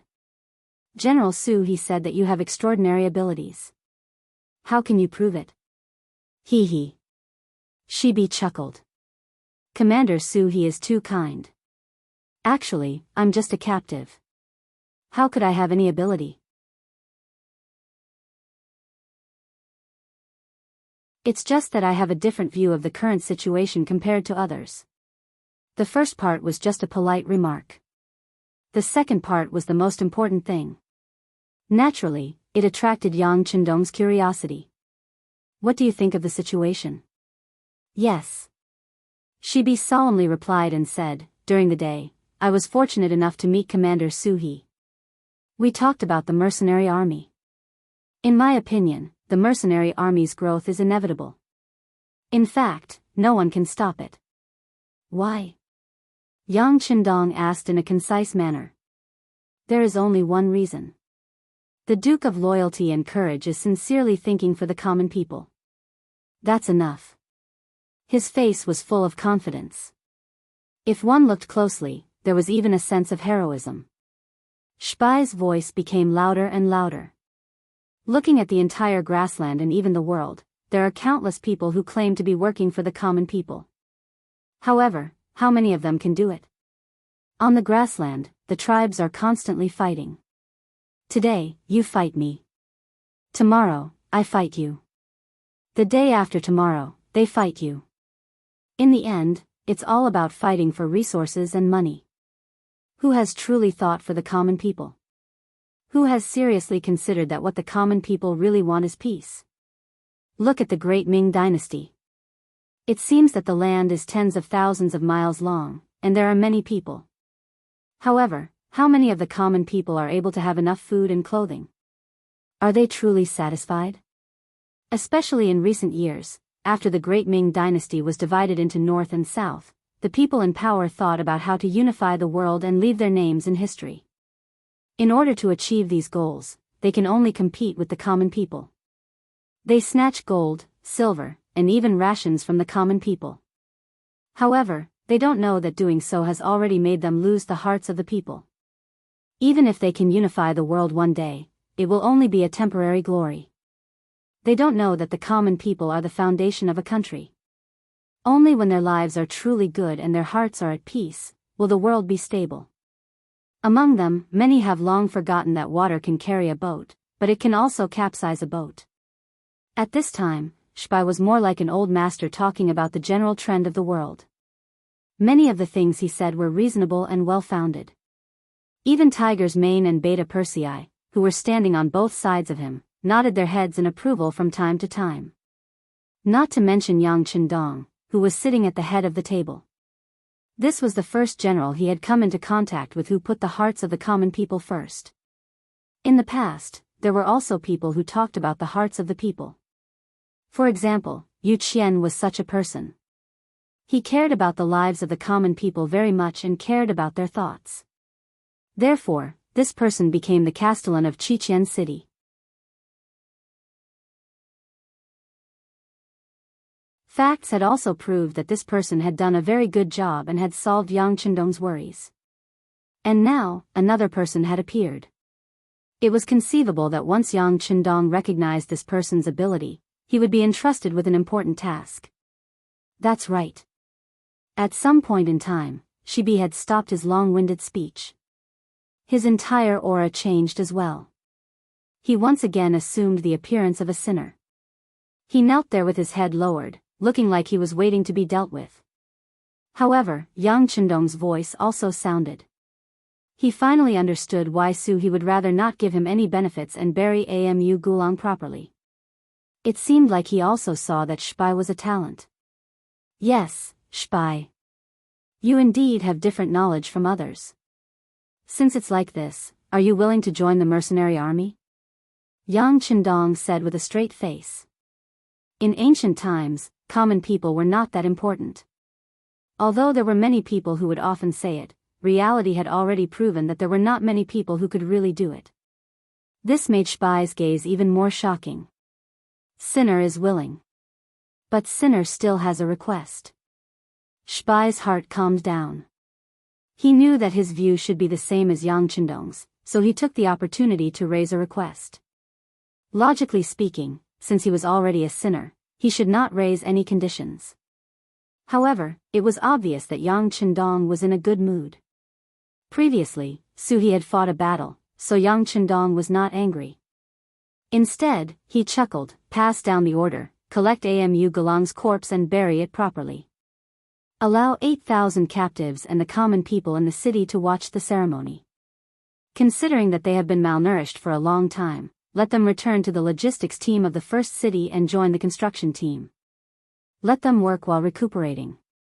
After they recover their fighting strength, we will consider joining the army. This matter will be handed over to Division Commander Tiger to handle. Yes. Tiger's mane hurriedly lowered his head and replied. Thank you, Duke of Loyalty. I have nothing else to ask for. I am willing to join the mercenary army and will never regret it. Without waiting for him to speak, Yang Chendong had already satisfied all his conditions. He immediately kowtowed to the ground again, indicating his determination. Ha ha ha, Yang Chendong laughed loudly. It could be seen that he was really happy this time. Tulu's city had been breached, so there was no distance between Yang Chendong and Baiming.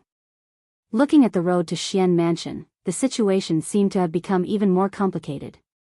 Xian Mansion, it was not an exaggeration to say that Baiming was the northern gate of the capital. Once one entered here, one could pass through the wooden fortress and enter Huai Lai. After passing through the Jianghu Pass, one would be in the capital. Naturally, Baiming had also put in a lot of effort here. He had arranged for a large number of troops, and the command center of the Wanquan Metropolitan was in Xian Mansion. The Wanquan Metropolitan was the same administrative level as the new Gan Metropolitan. Metropolitan Commander Shi Wanshan was a second-rank military official in the imperial court. Not only that, he was also a scholar who was good at war and good at strategizing. This had to do with Shi Wanshan's background. His father was a scholar, and because he was forced to make a living, he was sponsored by a few wealthy gentry in the village to open a school. He only taught the children of the village, but he was truly capable and knew a lot. Whenever he spoke of something, others would quickly understand and accept it. It was precisely in this environment that Shi Wanshan had slowly grown up. Influenced by what he saw and heard, he began to understand many principles. He had originally wanted to follow his father's example and rely on what he had learned to obtain scholarly honors so that he could contribute to the great Ming. In truth, when he was only a teenager, he had inherited his father's mantle and become a scholar. He seemed to have a bright future ahead of him, but at this time, an incident occurred that changed the course of his life. In the second year after he became a scholar, a group of passing bandits suddenly attacked the village and killed many people. At that time, his father and family all died under the blades of the bandits. Because he was still young, he was taken away by the bandits as a laborer. In the end, he went up the mountain and became a coolie in the bandits' lair. There were dozens of young people who were taken up the mountain with him. In such an environment, they were scared to death. However, Shi Wanshan was the only one who was not afraid of power. He stood up and criticized the bandits for all kinds of wrong things, and even proposed all kinds of solutions. If one wanted to reason with the bandits, there was no difference between negotiating with the King of Hell. However, he was amazing because he could still propose some solutions to the problem. The bandits followed his suggestions and soon found that things had become much simpler. As a result, Shi Wanshan probably did not expect that he would be valued by the bandits. The defense of the mountain and how to develop in the future all fell into his hands.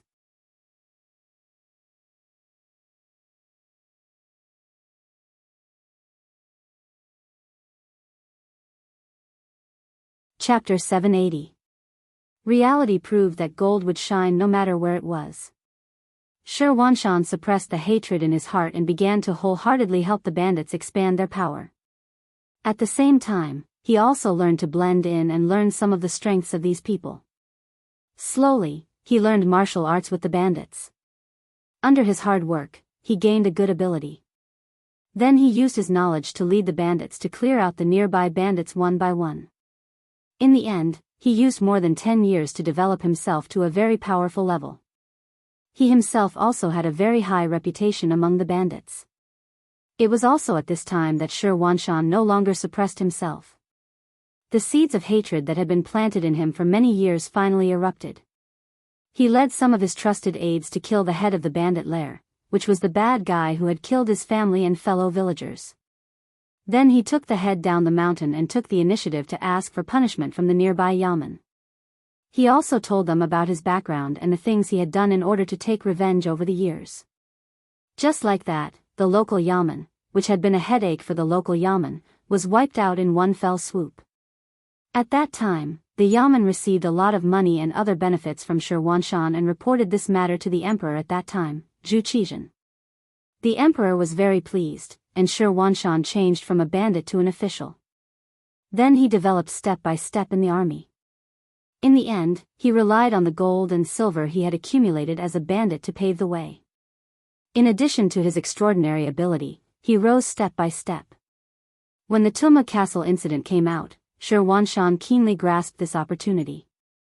Not only did he vigorously support the acting emperor, Zhu Qiyu, in his actions, he also used gold and silver to pave the way. Finally, he contacted the chief eunuch, Ji Ning, and expressed his admiration. Finally, step by step, he became the commander of the Department of 10,000 Affairs, a dignified second-grade military official. The history of Shi Huanshan's rise to power was somewhat bizarre and complicated. However, he was proficient in both civil and military affairs. He was also generous with his money. Very quickly, he gained a firm foothold. Not only did he have a high position in the military, but he also enjoyed a good reputation among the civil officials. After all, he was a scholar, and his father was also a scholar. In a way, he could be considered a descendant of a scholarly family. For revenge, he had endured for many years, which was in line with Confucianism. Such a person was more likely to be trusted by the civil officials than other military generals. It was also because Shi Huanshan was strong that in the year he was in charge of the Wan-Al division, there were rarely any Mongol cavalry around the Xian manor that he was in charge of. The only time Mu Wengilang led an army to attack him, he was easily defeated by him, which further established his reputation. Shi Huanshan was naturally overjoyed to be able to achieve such brilliant achievements at the age of 35. He always had a smile on his face and was called amiable by his subordinates. However, in the past few days, the smile on his face had obviously lessened by a lot and was replaced by a kind of worry. News of Talu's capture had already spread. This meant that he would no longer have to face the Tatar cavalry, but the mercenary army that gave him a headache. Shi Huanshan had naturally heard about the mercenary army. It was precisely because of the appearance of this army that the Northern Ming dynasty's regime was saved from collapse, allowing it to display its vitality once again. Although Shi Huanshan had not taken part in the defense of the capital, he had still understood the situation from the mouths of many people. He had always thought highly of the firearms used by the mercenary army and the extremely strong military quality of the mercenary soldiers, and he was also somewhat fearful of them. The mercenary army had been tormenting the southern Ming Empire, and it was said that they had even conquered 2 small countries. Shi Huanshan had also paid attention to these matters, but because he was too far away, he did not feel much pressure. But now, the mercenary army was right in front of him. It was not something that he could avoid just because he did not want to. In the residence of the prefectural commander of Xuanfu City, Shi Huanshan summoned 2 of his deputies, Commanders Ancient River, a minor rank 2 general, and prefectural commander Ning Wenfeng, a major rank 3 general. The 3 of them were seated in a side hall, drinking wine. With Shi Huanshan's methods, it didn't take long for the 2 deputies to submit to him. It could be said that they listened to his every word. Therefore, when the 3 of them met, they didn't care about etiquette. This was also the reason why they met in the side hall instead of the main hall. You already know the situation. Tell me what you think. Shi Huanshan lightly tapped the jade table with his right hand, his gaze passing between Ancient River and Ning Wenfeng. What else can we do? After all, the Duke of Loyalty was conferred by the Emperor. Since they conquered Toulouse City, it's the same as helping us conquer Toulouse City. Send someone to take over the city's management rights. Commander Ancient River's voice was loud and clear as he spoke very casually. No. After he finished speaking, the commander Ning Wenfeng at the side immediately waved his hand. As his name suggested, Ning Wenfeng did not seem like an ordinary general. Instead, he had the elegance of a scholar. In fact, without knowing his position, very few people would associate him with a general. In fact, his skills on horseback were quite good. He was also someone who was both civil and martial. Back then, in order to subdue him, Shi Huanshan had spent a lot of effort. At the very least, he had put in more effort than when he had subdued Ancient River. It was precisely because he had put in so much effort that this person's abilities were proven. When Ning Wenfeng said no, Shi Huanshan slightly raised his eyebrows. His eyes flashed with an appreciative smile. It was clear that he already knew what the other party meant. Gu He, on the other hand, asked casually, "Can't? Why not? Don't tell me that the Duke of Loyalty dares to defy the imperial court's decree? No matter how powerful he is, does he dare to openly oppose our Baiming?" The words, "openly oppose," already proved that Ancient River had seen through the mystery. He was not a stupid person. Thinking about it, if he was a stupid person, how could he become a second-rank military official? How could Shi Huanshan have spent so much effort to subdue him? Haha. Ning Wenfeng giggled in response to Ancient River's question. Knowing the other party's temperament, he knew that the other party was not targeting him and was just stating the facts. He continued, "Toulouse City's location is very important, just like our Xian Manor. It can be considered one of the gateways for the Mongolian cavalry to enter our northern Ming. With them here, we only need to keep an eye on their movements to stabilize the situation. This is also the main reason why we have not attacked Toulouse City for so long. Otherwise, a city defended by only 10,000 people, how hard do you think it is to chew on a bone?" When he said this, Ning Wenfeng's face was filled with arrogance. It could be seen that he was also a conceited person. The reason why they did not attack Toulouse City before was because they considered the importance of its location. Once they broke through, they would have to face even more attacks and harassment from the Mongol cavalry. No matter how they looked at it, it was not worth it. Rather than taking down a useless city, it would be better to place it right under their noses. It would be safer. Ning Wenfeng's words received a nod from Shi Huanshan and Ancient River. Clearly, the three of them had the same opinion on this matter. Then Ning Wenfeng continued, "Now that the mercenaries have taken down Toulouse City, we'll just give it to them. With them in front of us, we can sit back and do what we want to do without any worries. Didn't the commander say to the court that we want to form and train a new army?" Although we did not get a reply, we did not put in much effort and were only probing. I think we can increase our efforts and think about the practical problems. Ning Wenfeng's words could be said to have pointed out the current situation. What he said was very similar to Shi Huanshan's thoughts. This also caused the commander to laugh heartily. That's right, Wenfeng's words are extremely correct.